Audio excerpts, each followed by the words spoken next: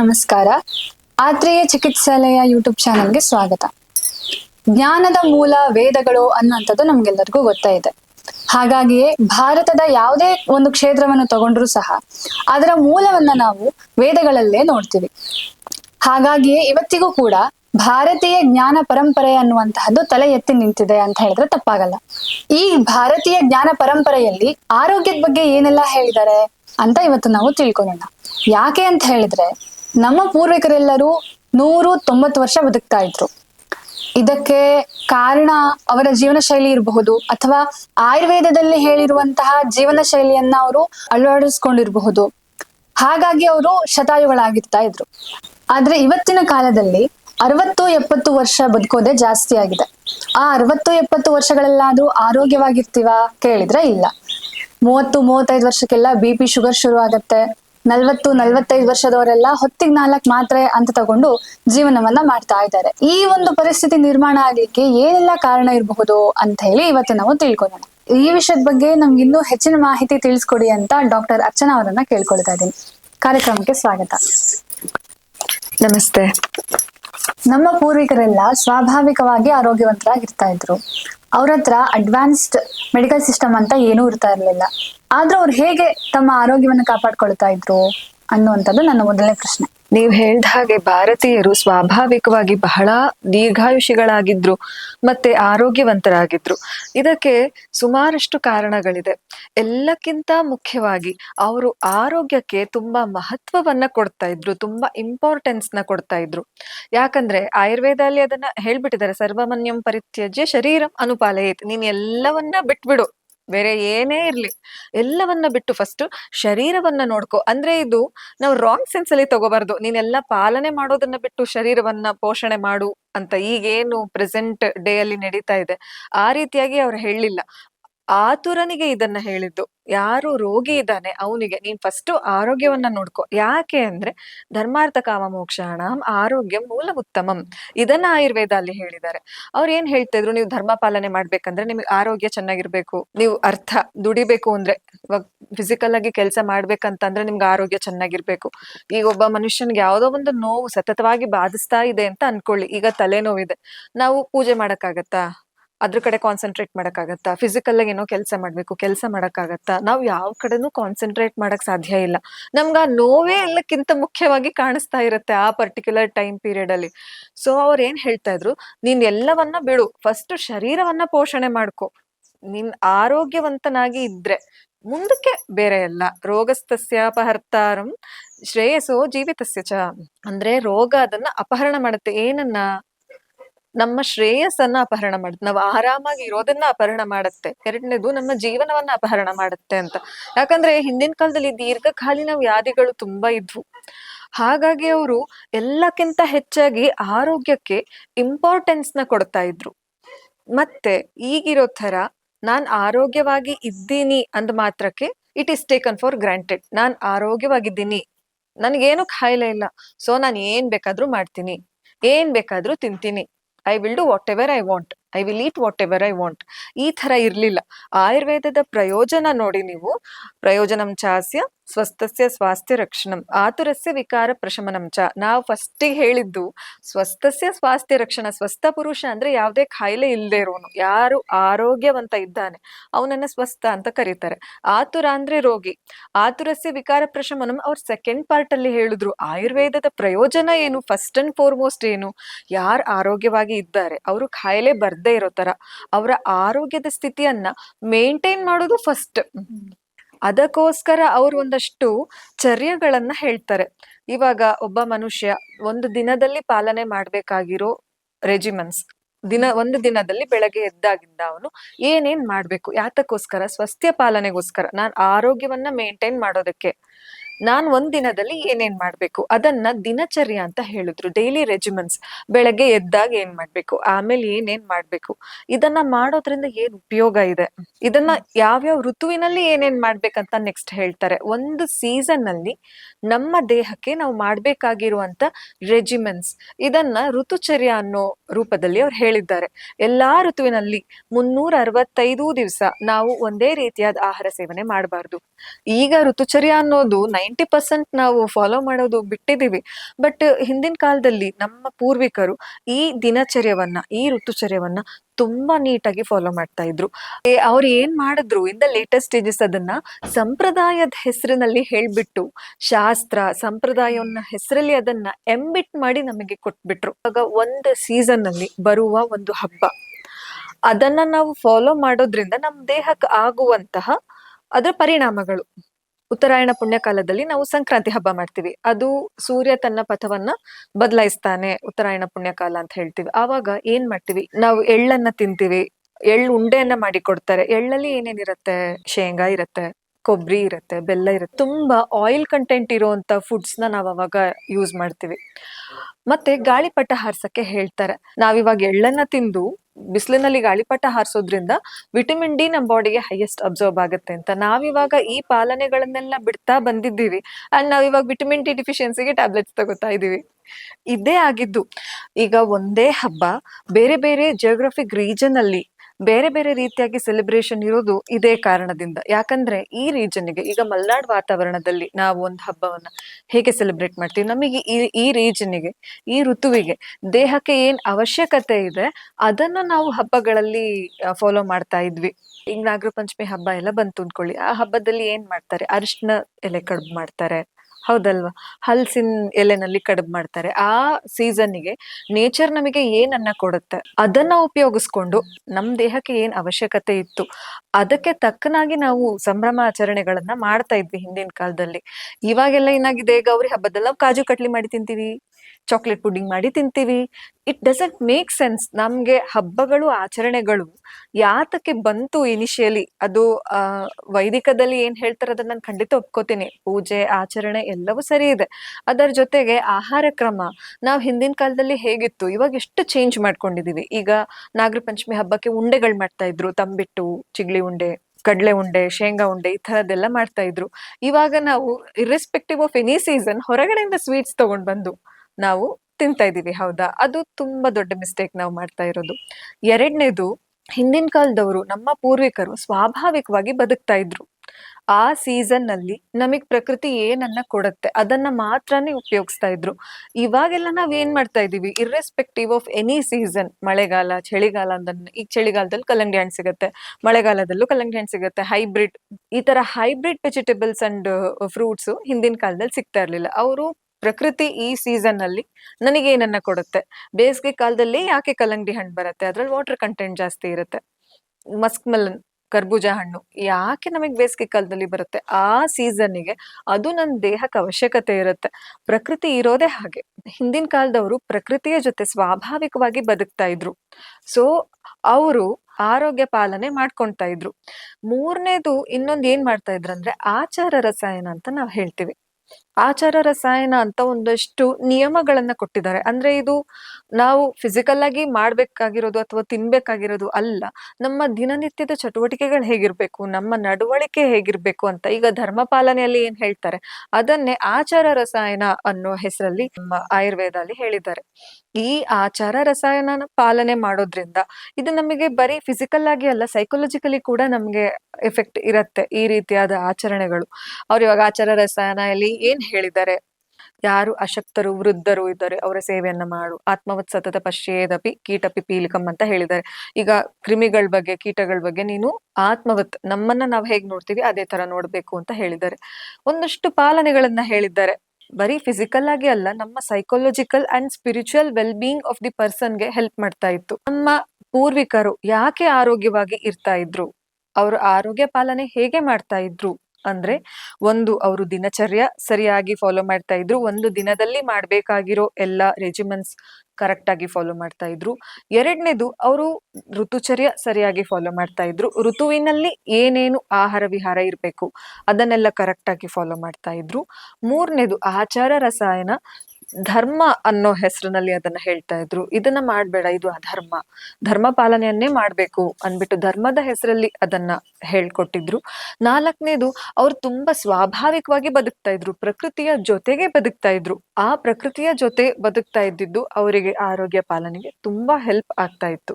ನಮ್ಮ ಪೂರ್ವಿಕರೆಲ್ಲ ಪ್ರಕೃತಿ ಜೊತೆ ಬೆರಿತಾ ಇದ್ರು ಅಂತ ಹೇಳಿದ್ರೆ, ಹಾಗೆ ಆಯುರ್ವೇದದಲ್ಲಿ ಹೇಳಿರುವಂತಹ ನಿಯಮಗಳನ್ನ ಪಾಲನೆ ಮಾಡ್ತಾ ಇದ್ರು, ಹಾಗಾಗಿ ಅವರು ಸ್ವಾಭಾವಿಕವಾಗಿ ಆರೋಗ್ಯವಂತರಾಗಿದ್ರು ಅಂತ ಹೇಳಿದ್ರಿ.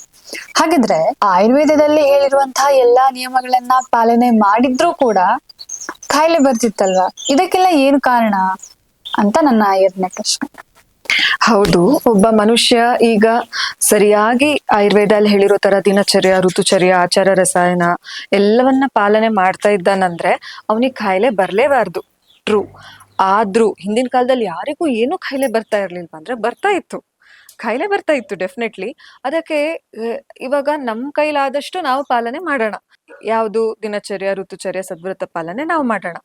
ಅದನ್ನ ಮೀರಿ ನಮ್ ಕೈಯಲ್ಲಿ ಇಲ್ಲದೆ ಇರೋಷ್ಟು ಒಂದಷ್ಟು ಫ್ಯಾಕ್ಟರ್ಸ್ ಇದೆ ಅಲ್ವಾ, ಅದನ್ನ ಆಯುರ್ವೇದಲ್ಲಿ ಹೇಳಿದ್ದಾರೆ. ಚರಕಾಚಾರ್ಯರು ಹೇಳಿರುವ ರೋಗ ಕಾರಣಗಳು ಯಾವ್ಯಾವಂದ್ರೆ ಕಾಲ ಬುದ್ಧಿ ಇಂದ್ರಿಯಾರ್ಥಾನಾಂ ಯೋಗೋ ಮಿಥ್ಯಾತಿ ಚಾತಿ ಚ ದ್ವಯಾಶ್ರಯಾಣಾಂ ಚ ರೋಗಾಣಾಂ ತ್ರಿವಿಧೋ ಹೇತು ಸಂಗ್ರಹ ಅಂತ ಹೇಳಿದ್ದಾರೆ. ಅಂದ್ರೆ ದ್ವಯಾಶ್ರಯಾಣಾಂ ಅಂದ್ರೆ ದ್ವಯ ಆಶ್ರಯಗಳು, ಎರಡು ಆಶ್ರಯಗಳು ರೋಗಗಳಿಗೆ ಯಾವ್ದ್ಯಾವ್ದು ಅಂದ್ರೆ ಒಂದು ಶರೀರ, ಇನ್ನೊಂದು ಮನಸ್ಸು.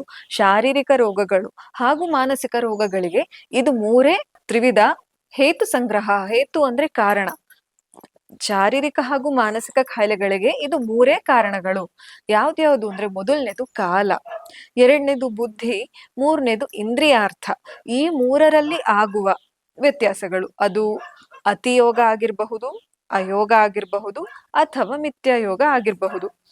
ಮೊದಲನೇದಾಗಿ ನಾವು ಹೇಳೋದಾದ್ರೆ ಕಾಲ ಅಂದ್ರೆ ಋತು, ನಾವ್ ಸೀಸನ್ ಅಂತ ಕನ್ಸಿಡರ್ ಮಾಡ್ಬೇಕಾಗತ್ತೆ. ಇದರಲ್ಲಿ ಮೂರು ರೀತಿಯಾದ ವೇರಿಯೇಷನ್ಸ್ ಬರುತ್ತೆ. ಒಂದು ಅಯೋಗ, ಇನ್ನೊಂದು ಅತಿಯೋಗ, ಇನ್ನೊಂದು ಮಿಥ್ಯಾಯೋಗ ಅಂತ ಹೇಳ್ತೀವಿ. ಅಯೋಗ ಅಂದ್ರೆ ಸ್ವರೂಪ ಹಾನಿ. ಈ ಋತುವಿನ ಒಂದು ಲಕ್ಷಣ ಇರುತ್ತಲ್ವಾ, ಈಗ ಮಳೆಗಾಲದಲ್ಲಿ ಮಳೆ, ಈ ಜಿಯೋಗ್ರಫಿಕ್ ರೀಜನ್ಗೆ ಇಷ್ಟು ಮಳೆ ಅಂತ ಇರುತ್ತೆ. ಅಯೋಗದಲ್ಲಿ ಏನಾಗುತ್ತೆ, ಎಷ್ಟು ಮಳೆ ಬರ್ಬೇಕು ಅಷ್ಟು ಪ್ರಮಾಣದಲ್ಲಿ ಮಳೆ ಬರ್ದೇ ಇರೋದು, ಇದನ್ನ ನಾವು ಅಯೋಗ ಅಂತ ಹೇಳ್ತೀವಿ. ಎರಡನೇದು ಅತಿಯೋಗ. ಈಗ ಒಂದು ಸೀಸನ್ ಅಲ್ಲಿ ಮಳೆಗಾಲದಲ್ಲಿ ಇಷ್ಟು ಮಳೆ ಬರ್ಬೇಕು ಅಂತ, ಅದಕ್ಕಿಂತ ವಿಪರೀತವಾಗಿ ಮಳೆ ಬರೋದು. ಈಗ ಫ್ಲಡ್ಸ್ ಆಗತ್ತೆ, ತುಂಬಾ ಪ್ರವಾಹ ಬರೋ ತರ ಮಳೆ ಬರೋದು, ಅತಿಯಾಗಿ ಮಳೆ ಬರುವಂತದ್ದು. ಮೂರನೇದು ಮಿಥ್ಯಾಯೋಗ ಅಂದ್ರೆ ಸ್ವರೂಪ ವೈಪರೀತ್ಯ.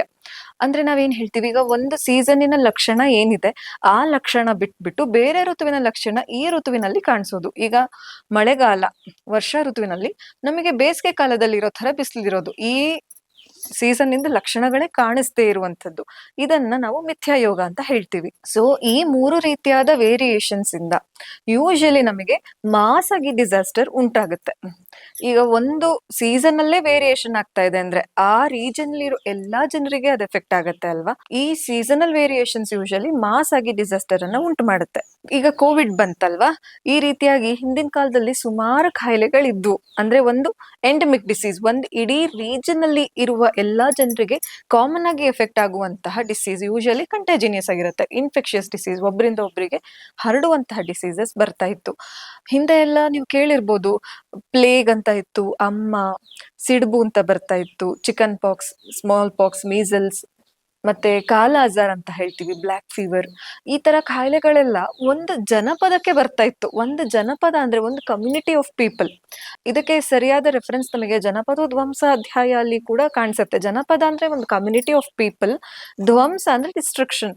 ಈಗ ಕೆಲವು ಕಾಯಿಲೆಗಳು ಬಂದ್ರೆ ಇಡೀ ಊರೇ ಎಲ್ಲರೂ ಸತ್ತೋಗ್ಬಿಡೋದು, ಇಡೀ ಊರಲ್ಲಿ ನಿಯರ್ಲಿ 70% ಆಫ್ ದ ಪೀಪಲ್ಗೆ ಅದು ಎಫೆಕ್ಟ್ ಆಗ್ತಾ ಇತ್ತು, ಅಷ್ಟು ಜನರನ್ನ ಸಾಯಿಸ್ತಾ ಇತ್ತು ಈ ಡಿಸೀಸಸ್. ಹಾಗಾಗಿ ಇದನ್ನ ಜನಪದೋಧ್ವಂಸ ಅಂತ ಹೇಳ್ತಾರೆ. ಜನಪದೋಧ್ವಂಸ ಅಧ್ಯಾಯಲ್ಲಿ ಕೂಡ ಚರಕಾಚಾರ್ಯರು ಹೇಳಿದ್ದಾರೆ, ಇವಾಗ ವರ್ಷಾ ಋತುವಲ್ಲಿ ಮಳೆ ಬರ್ಬೇಕು, ಮಳೆಗಾಲದಲ್ಲಿ ಮಳೆ ಬರ್ಬೇಕು. ವರ್ಷಾ ಋತುವಿನಲ್ಲಿ ಏನೂ ಮಳೆ ಬರ್ದಲೇನೆ ನೆಕ್ಸ್ಟ್ ನಮಗೆ ಹೇಮಂತ ಋತುವಿನಲ್ಲಿ ಮಳೆ ಬಂದ್ರೆ, ವರ್ಷ ಋತುವಲ್ಲಿ ಮಳೆ ಬಂದೇ ಇಲ್ಲ, ಹೇಮಂತದಲ್ಲಿ ಅಂದ್ರೆ ವಿಂಟರ್ ಸೀಸನ್ ಅಲ್ಲಿ ಮಳೆ ಬಂದ್ರೆ ಇದು ಜನಪದ ಧ್ವಂಸಕ್ಕೆ ಕಾರಣ ಆಗತ್ತೆ ನೆಕ್ಸ್ಟ್ ಅಂತ ಹೇಳಿದ್ದಾರೆ. ಈ ರೀತಿಯಾದ ಒಂದು ರೆಫರೆನ್ಸ್ ನಮಗೆ ಕಾಲಕ್ಕೆ ಸಂಬಂಧಪಟ್ಟ ಹಾಗೆ ಸಿಗುತ್ತೆ. ಅಂದ್ರೆ ಒಂದೊಂದು ಸೀಸನ್ ಅಲ್ಲಿ ಕೂಡ ಒಂದೊಂದು ರೀತಿಯಾದ ವೈರಸ್ ಅಂಡ್ ಬ್ಯಾಕ್ಟೀರಿಯಾ ಗ್ರೋತ್ ಆಗೋ ತರ ಫೇವರಬಲ್ ಕಂಡೀಷನ್ ಇರುತ್ತೆ. ಈಗ ಮಳೆಗಾಲದಲ್ಲಿ ಮಳೆ ಬಂದೇ ಇಲ್ಲ ಅಂದ್ರೆ ಆ ಒಂದು ಋತು ವಿಪರೀತ ಒಂದಷ್ಟು ವೈರಸ್ ಅಂಡ್ ಬ್ಯಾಕ್ಟೀರಿಯಾ ಗ್ರೋ ಆಗಕ್ಕೆ ಹೆಲ್ಪ್ ಆಗಿರುತ್ತೆ. ನೆಕ್ಸ್ಟ್ ಇವಾಗ ಯಾವಾಗ ಮಳೆ ಬರ್ಬಾರ್ದು, ಇವಾಗ ಮಳೆಗಾಲದಲ್ಲಿ ಮಳೆ ಬರ್ಲಿಲ್ಲ, ಚಳಿಗಾಲದಲ್ಲೂ ಮಳೆ ಬರ್ಲಿಲ್ಲ ಅಂದ್ರೆ ಜನಪದ ಧ್ವಂಸ ಆಗಲ್ಲ. ಮಳೆಗಾಲದಲ್ಲಿ ಮಳೆ ಬರ್ದೇನೆ ಹೇಮಂತ ಋತುವಲ್ಲಿ ಮಳೆ ಬಂದ್ರೆ ಮಾತ್ರನೇ ಜನಪದ ಧ್ವಂಸ ಆಗತ್ತೆ ಅಂತ ಹೇಳಿದ್ದಾರೆ. ಸೊ ಈ ರೀತಿಯಾಗಿ ಮನುಷ್ಯ ಏನೇ ರೆಜಿಮೆಂಟ್ಸ್ ಇಟ್ಕೊಂಡ್ರೂ ಸಹಿತ ಕಾಲದ ಬದಲಾವಣೆಯಿಂದ ಅವನಿಗೆ ಕಾಯಿಲೆ ಬರುತ್ತೆ. ರೋಗ ಕಾರಣದಲ್ಲಿ ಎರಡನೇದು ಹೇಳಿರೋದು ಬುದ್ಧಿ. ಸೊ ಬುದ್ಧಿಯ ವೇರಿಯೇಷನ್ ಇಂದ ಮನುಷ್ಯನಿಗೆ ಹೇಗೆ ಕಾಯಿಲೆಗಳು ಬರುತ್ತೆ ಅಂತ. ಯಾಕೆ ಬುದ್ಧಿಯನ್ನ ರೋಗ ಕಾರಣ ಅಂತ ಹೇಳಿದ್ದಾರೆ ಅಂದ್ರೆ, ಅವರಿದ್ರಲ್ಲಿ ಪ್ರಜ್ಞಾಪರಾಧ ಅಂತ ಒಂದು ಕಾನ್ಸೆಪ್ಟ್ ಅನ್ನ ಎಕ್ಸ್ಪ್ಲೈನ್ ಮಾಡ್ತಾರೆ ಚರಕಾಚಾರ್ಯರು. ಏನ್ ಹೇಳ್ತಾರೆ, ಪ್ರಜ್ಞಾಪರಾಧ ಅಂದ್ರೆ ಏನು? ಪ್ರಜ್ಞಾ ಅಂದ್ರೆ ನಾವು ಕಾನ್ಶಿಯಸ್ ಆಗಿ ಇರೋದು, ಅಪರಾಧ ಅಂದ್ರೆ ತಪ್ಪು. ನಾವು ಗೊತ್ತಿದ್ದು ಮಾಡೋ ತಪ್ಪುಗಳನ್ನ ಪ್ರಜ್ಞಾಪರಾಧ ಅಂತ ಹೇಳ್ತಾರೆ. ಈಗ ಎಲ್ಲರಿಗೂ ಗೊತ್ತು ಆಲ್ಕೋಹಾಲ್ ಕನ್ಸಂಪ್ಷನ್ ಮಾಡಬಾರ್ದು ಅಂತ, ಅದ್ರ ಮೇಲೆ ಹಾಕಿರ್ತಾರಲ್ವಾ ಮಾಡಬಾರ್ದು ಅಂತ. ಆದ್ರೂ ಈಗ ಆಲ್ಕೋಹಾಲ್ ಕನ್ಸಂಪ್ಷನ್ ನಾವು ಮಾಡ್ತೀವಿ. ಸ್ಮೋಕ್ ಮಾಡಬಾರ್ದು ಅಂತ ಎಲ್ಲರಿಗೂ ಗೊತ್ತಿರುತ್ತೆ. ನೋಯಿಂಗ್ಲಿ ಡೂಯಿಂಗ್ ಮಿಸ್ಟೇಕ್ಸ್, ಗೊತ್ತಿದ್ದು ಮಾಡುವ ತಪ್ಪುಗಳನ್ನ ಪ್ರಜ್ಞಾಪರಾಧ ಅನ್ನೋ ಪದದಿಂದ ಹೇಳಿದ್ದಾರೆ. ಪ್ರಜ್ಞಾಪರಾಧವನ್ನ ಆಯುರ್ವೇದಲ್ಲಿ ಹೇಗೆ ಎಕ್ಸ್ಪ್ಲೇನ್ ಮಾಡ್ತಾರೆ ಅಂದ್ರೆ, ಧೀ ಧೃತಿ ಸ್ಮೃತಿ ವಿಭ್ರಷ್ಟ ಕರ್ಮ ಯತ್ ಕುರುತೆ ಅಶುಭಂ ಪ್ರಜ್ಞಾಪರಾಧಂ ತಂ ವಿದ್ಯಾತ್ ಸರ್ವದೋಷ ಪ್ರಕೋಪಣ ಅಂತ ಹೇಳಿದ್ದಾರೆ. ಇದರಲ್ಲಿ ಬುದ್ಧಿಯ 3 ಕರ್ಮಗಳು ಅಥವಾ 3 ಆಂಗಲ್ ಅಲ್ಲಿ ಇದನ್ನ ನಮಗೆ ಚರಕಾಚಾರ್ಯರು ಎಕ್ಸ್ಪ್ಲೇನ್ ಮಾಡ್ತಾರೆ. ಒಂದು ಧೀ ಶಕ್ತಿ. ಧೀ ಶಕ್ತಿ ಅಂದ್ರೆ ಒಬ್ಬನಿಗೆ ಇರುವಂತಹ ಇಂಟೆಲೆಕ್ಚುಯಲ್ ಪವರ್, ಅಂದ್ರೆ ಥಿಂಕಿಂಗ್ ಪವರ್, ಅವನಿಗೆ ಇರುವ ವಿವೇಚನಾ ಶಕ್ತಿ. ಯಾವಾಗ ಧೀ ವಿಭ್ರಷ್ಟ ಆಗ್ತಾನೆ, ಅವನಿಗೆ ಯಾವಾಗ ಆ ಆಲೋಚನಾ ಶಕ್ತಿ, ವಿವೇಚನಾ ಶಕ್ತಿ ಹೊರಟೋಗ್ಬಿಡುತ್ತೆ, ಅವಾಗ ಅವನಿಗೆ ಒಳ್ಳೇದ್ ಯಾವುದು ಕೆಟ್ಟದ್ ಯಾವುದು ಅಂತ ಯೋಚನೆ ಮಾಡೋ ವಿವೇಕನ ಅವನು ಕಳ್ಕೊಂಡ್ಬಿಡ್ತಾನೆ. He will not be able to differentiate between good and bad. ಇದು ನನಗೆ ಒಳ್ಳೇದು, ಇದು ನನಗೆ ಕೆಟ್ಟದ್ದು ಅಂತ ಡಿಫ್ರೆನ್ಶಿಯೇಟ್ ಮಾಡೋ ಶಕ್ತಿಯನ್ನ ಅವನು ಕಳ್ಕೊಳ್ತಾನೆ. ಇದು ಧೀ ಶಕ್ತಿ. ಎರಡನೇದು ಧೃತಿ ಶಕ್ತಿ. ಧೃತಿ ಶಕ್ತಿ ಅಂದ್ರೆ ಟಾಲರೆನ್ಸ್ ಪವರ್, ಒಬ್ಬ ಮನುಷ್ಯನಿಗೆ ಇರುವಂತಹ ಸಂಯಮತೆ. ಯಾವಾಗ ಅವನು ಧೃತಿ ವಿಭ್ರಷ್ಟ ಆಗ್ತಾನೆ, ಅವನಿಗೆ ಅದ್ ಕೆಟ್ಟದ್ದು ಅಂತ ಗೊತ್ತಿದ್ರು ಸಹಿತ ಅವನು ಇಂಟಾಲರೆಂಟ್ ಆಗಿ ಅವನದನ್ನ ಟಾಲರೆನ್ಸ್ ಪವರ್ನ ಕಳ್ಕೊಂಡ್ಬಿಟ್ಟು ಅವನ್ ತಪ್ಪು ಅಂತ ಗೊತ್ತಿದ್ರು ವಾಪಸ್ ಅದನ್ನೇ ಮಾಡ್ತಾನೆ. ಸ್ಮೃತಿ. ಸ್ಮೃತಿ ಅಂದ್ರೆ ರಿಮೆಂಬರೆನ್ಸ್ ಪವರ್, ಒಬ್ಬ ಮನುಷ್ಯನಿಗೆ ಇರುವಂತಹ ಸ್ಮರಣ ಶಕ್ತಿ. ಅವನು ಯಾವಾಗ ಸ್ಮೃತಿ ವಿಭ್ರಷ್ಟ ಆಗ್ತಾನೆ, ಯಾವಾಗ ಸ್ಮೃತಿ ಪವರ್ ಅನ್ನ ಅವನು ಕಳ್ಕೊಳ್ತಾನೆ, ಅವನು ಪ್ರೀವಿಯಸ್ಲಿ ಇದಕ್ಕಿಂತ ಹಿಂದೆ ಮಾಡಿರುವಂತಹ ತಪ್ಪುಗಳನ್ನ, ಇದಕ್ಕಿಂತ ಹಿಂದೆ ನಾನಿದನ್ನ ಮಾಡಿದ್ದೆ, ಇದು ನನಗೆ ತೊಂದರೆ ಉಂಟಾಗಿತ್ತು, ಈ ಸರ್ತಿ ನಾನಿದನ್ನ ಮಾಡಬಾರ್ದು ಅಂತ ಅವನಿಗೆ ರಿಮೆಂಬರೆನ್ಸ್ ಇರ್ಬೇಕು. ಅವನ್ ಯಾವಾಗ ಸ್ಮೃತಿ ವಿಭ್ರಷ್ಟ ಆಗ್ತಾನೆ, ಅವನಿಗೆ ಈ ಹಳೆ ಸ್ಮರಣೆಗಳು, ಹಳೆಯ ನೆನಪುಗಳು ಕರೆಕ್ಟ್ ಆಗಿ ಗೊತ್ತಾಗದೆ ಇರೋದ್ರಿಂದ ಎಗೇನ್ ಅಂಡ್ ಎಗೇನ್ ಅದೇ ತಪ್ಪುಗಳನ್ನ ಮಾಡ್ತಾ ಇರ್ತಾನೆ ಅಂತ. ಈ ರೀತಿಯಾಗಿ ಪ್ರಜ್ಞಾಪರಾಧಂ ತಂ ವಿದ್ಯಾತ್ ಸರ್ವದೋಷ ಪ್ರಕೋಪಣ. ಸರ್ವದೋಷ ಅಂದ್ರೆ ಎಲ್ಲಾ ರೀತಿಯಾದ ದೋಷಗಳು, ಶಾರೀರಿಕ ಹಾಗೂ ಮಾನಸಿಕ. ಈ ಧೀ ಧೃತಿ ಸ್ಮೃತಿ ಈ 3ರಲ್ಲಿ ವ್ಯತ್ಯಾಸ ಆದಾಗ ಅವನಿಗೆ ಶಾರೀರಿಕ ಕಾಯಿಲೆಗಳು ಬರಬಹುದು, ಮಾನಸಿಕ ಕಾಯಿಲೆಗಳು ಡೆಫಿನೆಟ್ಲಿ ಬರಬಹುದು. ಎರಡೂ ರೀತಿಯಾದ ಶಾರೀರಿಕ ಹಾಗೂ ಮಾನಸಿಕ ಕಾಯಿಲೆಗಳಿಗೆ ಇದು ದಾರಿ ಮಾಡಿಕೊಡುತ್ತೆ. ಕಾಲ ಬುದ್ಧಿ ಇಂದ್ರಿಯಾರ್ಥಾಣ. ಇಂದ್ರಿಯ ಅರ್ಥಗಳು. ಇಂದ್ರಿಯಗಳು ಅಂದ್ರೆ ಏನು? ನಮಗೆ 5 ಸೆನ್ಸ್ ಆರ್ಗನ್ಸ್ ಇದೆ: ಶ್ರವಣ, ನಯನ, ಘ್ರಾಣ, ರಸನ ಹಾಗೂ ತ್ವಚ.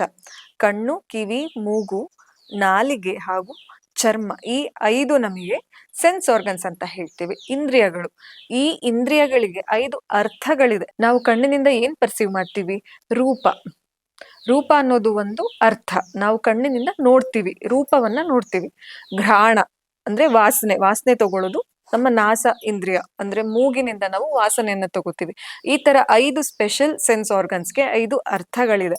ಈ 5 ಅರ್ಥಗಳದ್ದು ಅತಿಯೋಗ, ಅಯೋಗ ಅಥವಾ ಮಿಥ್ಯಾಯೋಗ ಆಗೋದ್ರಿಂದ ಕಾಯಿಲೆ ಬರುತ್ತೆ. ಇದರಲ್ಲಿ ಅಯೋಗ ಅಂದ್ರೆ ಏನು? ಕಡಿಮೆ ಕೆಲಸ ಮಾಡುವಂಥದ್ದು. ಅತಿಯೋಗ ಅಂದ್ರೆ ಅತಿಯಾಗಿ ಒಂದು ಇಂದ್ರಿಯವನ್ನ ಉಪಯೋಗಿಸುವಂಥದ್ದು. ಮಿಥ್ಯಾಯೋಗ ಅಂದ್ರೆ ರಾಂಗ್ ಟೈಪ್ ಅಲ್ಲಿ ನಾವು ಅದನ್ನ ಯೂಸ್ ಮಾಡುವಂಥದ್ದು, ತಪ್ಪಾಗಿ ಉಪಯೋಗಿಸುವಂಥದ್ದು. ಈ 3 ಇಂದ್ರಿಯಾರ್ಥಗಳಲ್ಲಿ ವ್ಯತ್ಯಾಸ ಆಗೋದ್ರಿಂದ ಕಾಯಿಲೆಗಳು ಬರುತ್ತಂತ.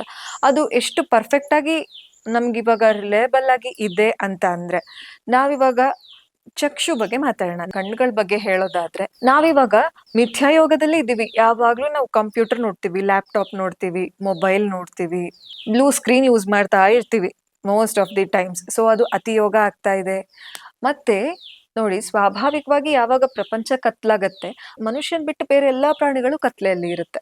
They move with nature. Nature ಹೇಗಿದೆ, ಪ್ರಪಂಚ ಹೇಗಿದೆ, ಆ ತರ ಇದೆ. ಸಕಲ ಪ್ರಾಣಿಗಳು ಅದೇ ತರ ಇದೆ. ಮನುಷ್ಯನನ್ನ ಬಿಟ್ಟು ನಾವೇನ್ ಮಾಡ್ತೀವಿ, ಹೋಗ್ಲಿ ಡಿಮ್ ಆಗಿರೋ ಲೈಟ್ ಇಟ್ಕೊಳ್ತಾ ಇದ್ರು. ಹಿಂದಿನ ಕಾಲದಲ್ಲೆಲ್ಲ ದೀಪ ಹಚ್ಚಿ ಇಡ್ತಾ ಇದ್ರು, ಇಷ್ಟು ಬ್ರೈಟ್ನೆಸ್ ಇರ್ತಾ ಇರ್ಲಿಲ್ಲ. ಬಟ್ ಇವಾಗ ಏನಾಗಿದೆ, ನಾವು ಎಷ್ಟು ಬ್ರೈಟ್ ಆಗಿರೋ ಲೈಟ್ ಇಟ್ರು ಇನ್ನೂ ಬ್ರೈಟ್ ಆಗಿರೋ ಲೈಟ್ ಅನ್ನ ಹಾಕಕ್ಕೆ ಪ್ರಯತ್ನ ಮಾಡ್ತೀವಿ, ಹೌದಾ? ನಮ್ಮ ಕಣ್ಣಲ್ಲಿ ಪ್ಯೂಪಿಲ್ ಅಂತ ಒಂದು ಆರ್ಗನ್ ಇದೆ. ಅದು ಕರ್ಟನ್ ತರ ಆಕ್ಟ್ ಆಗತ್ತೆ. ತುಂಬಾ ಲೈಟ್ ಬಂದಾಗ ಕಾಂಟ್ರಾಕ್ಟ್ ಆಗತ್ತೆ, ಕಡಿಮೆ ಲೈಟ್ ಬಂದಾಗ ಎಕ್ಸ್ಪ್ಯಾಂಡ್ ಆಗತ್ತೆ. ಈ ತರದ್ ಒಂದು ಆರ್ಗನ್ ಇದೆ. It acts like just like A curtain ಅಂತ, ಒಂದು ರೌಂಡ್ ಕರ್ಟನ್ ವಿಚ್ ಅದ್ರ ಮೂಲಕ ನಮಗೆ ಬೆಳಕು ಕಣ್ಣು ಒಳಗಡೆ ಹೋಗೋದಕ್ಕೆ ಕಾರಣ ಆಗಿರೋದು ಈ ಪ್ಯೂಪಿಲ್. ಏನಾಗುತ್ತೆ, ನಾವು ತುಂಬಾ ಬ್ರೈಟ್ ಲೈಟ್ಗೆ ಹೋದಾಗ ಪ್ಯೂಪಿಲ್ ಕಾಂಟ್ರಾಕ್ಟ್ ಆಗುತ್ತೆ. ನಾವಿವಾಗ ರಾತ್ರಿ ಆದಾಗ್ಲೂ ನಾವ್ ಈ ತರ ತುಂಬಾ ಬ್ರೈಟ್ ಲೈಟ್ ಹಾಕೊಂಡಿರೋದ್ರಿಂದ ನಮ್ ಪ್ಯೂಪಿಲ್ ಯಾವಾಗ್ಲೂ ಕಾಂಟ್ರಾಕ್ಟ್ ಆಗೇ ಇರುತ್ತೆ. ಅದು ಡೈಲೇಟ್ ಆಗಕ್ಕೆ ನಾವು ಅವಕಾಶವೇ ಕೊಡ್ತಾ ಇಲ್ಲ. ಈಗ ಸಡನ್ ಆಗಿ ಕರೆಂಟ್ ಹೋಯ್ತು, ಫುಲ್ ಡಾರ್ಕ್ ಆಯ್ತು ಅನ್ಕೊಳ್ಳಿ, ಫಾರ್ ಫ್ಯೂ ಸೆಕೆಂಡ್ಸ್ ನಮಗೆ ಏನು ಕಾಣಿಸಲ್ಲ, ಪಿಚ್ ಬ್ಲ್ಯಾಕ್ ಅನ್ಸುತ್ತೆ, ಕಂಪ್ಲೀಟ್ ಬ್ಲ್ಯಾಕ್ ಇದೆ ಅಂತ. But after 5 seconds we start seeing certain things. ಒಂದೊಂದು ವಸ್ತುಗಳು ಗೋಚರ ಆಗಕ್ಕೆ ಶುರುವಾಗುತ್ತೆ, ಹೌದಾ? After 5 minutes you actually will be able to see everything around you. ನಮಗೆ ಮುಕ್ಕಾಲ್ವಾಸಿ ಎಲ್ಲ ಐಟಮ್ಸ್ ಕಾಣಿಸಕ್ ಶುರುವಾಗುತ್ತೆ. ಅದೆಷ್ಟೇ ಮಂದ ಬೆಳಕಿದ್ರು ಕಾಣಿಸಕ್ ಶುರುವಾಗುತ್ತೆ. ಯಾಕೆ ಅಂದ್ರೆ ಪ್ಯೂಪಿಲ್ ಅವಾಗ ಕಂಪ್ಲೀಟ್ ಡೈಲೇಟ್ ಆಗ್ಬಿಟ್ಟು ಜಾಸ್ತಿ ಅಮೌಂಟ್ ಆಫ್ ಲೈಟ್ ಕಣ್ಣಿಗೆ ಹೋಗಕ್ಕೆ ಶುರುವಾಗುತ್ತೆ. ಈಗ ನಾವು ತುಂಬಾ ಬ್ರೈಟ್ ಲೈಟ್ ಯೂಸ್ ಮಾಡ್ತಾ ಇರೋದು, ಎರಡನೇದು computer and other blue screens use ಮಾಡ್ತಾ ಇರೋದು ಕಣ್ಣಿಗೆ ತುಂಬಾ ಎಫೆಕ್ಟ್ ಆಗ್ತಾ ಇದೆ. ಇದು ನಮಗೆ ಒಂದು ಕಣ್ಣಿನ ಆರೋಗ್ಯಕ್ಕೆ, ಎರಡು ದೇಹದ ಆರೋಗ್ಯಕ್ಕೆ, ಮೂರು ಮನಸ್ಸಿನ ಆರೋಗ್ಯಕ್ಕೆ ವ್ಯತ್ಯಾಸ ಆಗ್ತಾ ಇದೆ. ಎರಡನೇದು ಘ್ರಾಣ. ನಾವು ಘ್ರಾಣ ಇಂದ್ರಿಯ ಅಂದ್ರೆ ಮೂಗು, ನಮ್ಗೆ ವಾಸನೆಯನ್ನ ನೋಡೋದಕ್ಕೆ ಮೂಗು ಹೆಲ್ಪ್ ಮಾಡುತ್ತೆ. ಈಗ ಘ್ರಾಣ ಇಂದ್ರಿಯದಲ್ಲಿ ಏನಾಗ್ತಾ ಇದೆ, ನಾವು ಸಹಜವಾಗಿ ಸಿಕ್ಕುವಂತ ವಾಸನೆಗಳನ್ನ ಮಾತ್ರ ನೋಡ್ತಾ ಇಲ್ಲ. ಆಕ್ಚುಲಿ ಫೆರಮೋನ್ಸ್ ಅಂತ ಒಂದು ಕಾನ್ಸೆಪ್ಟ್ ಇದೆ.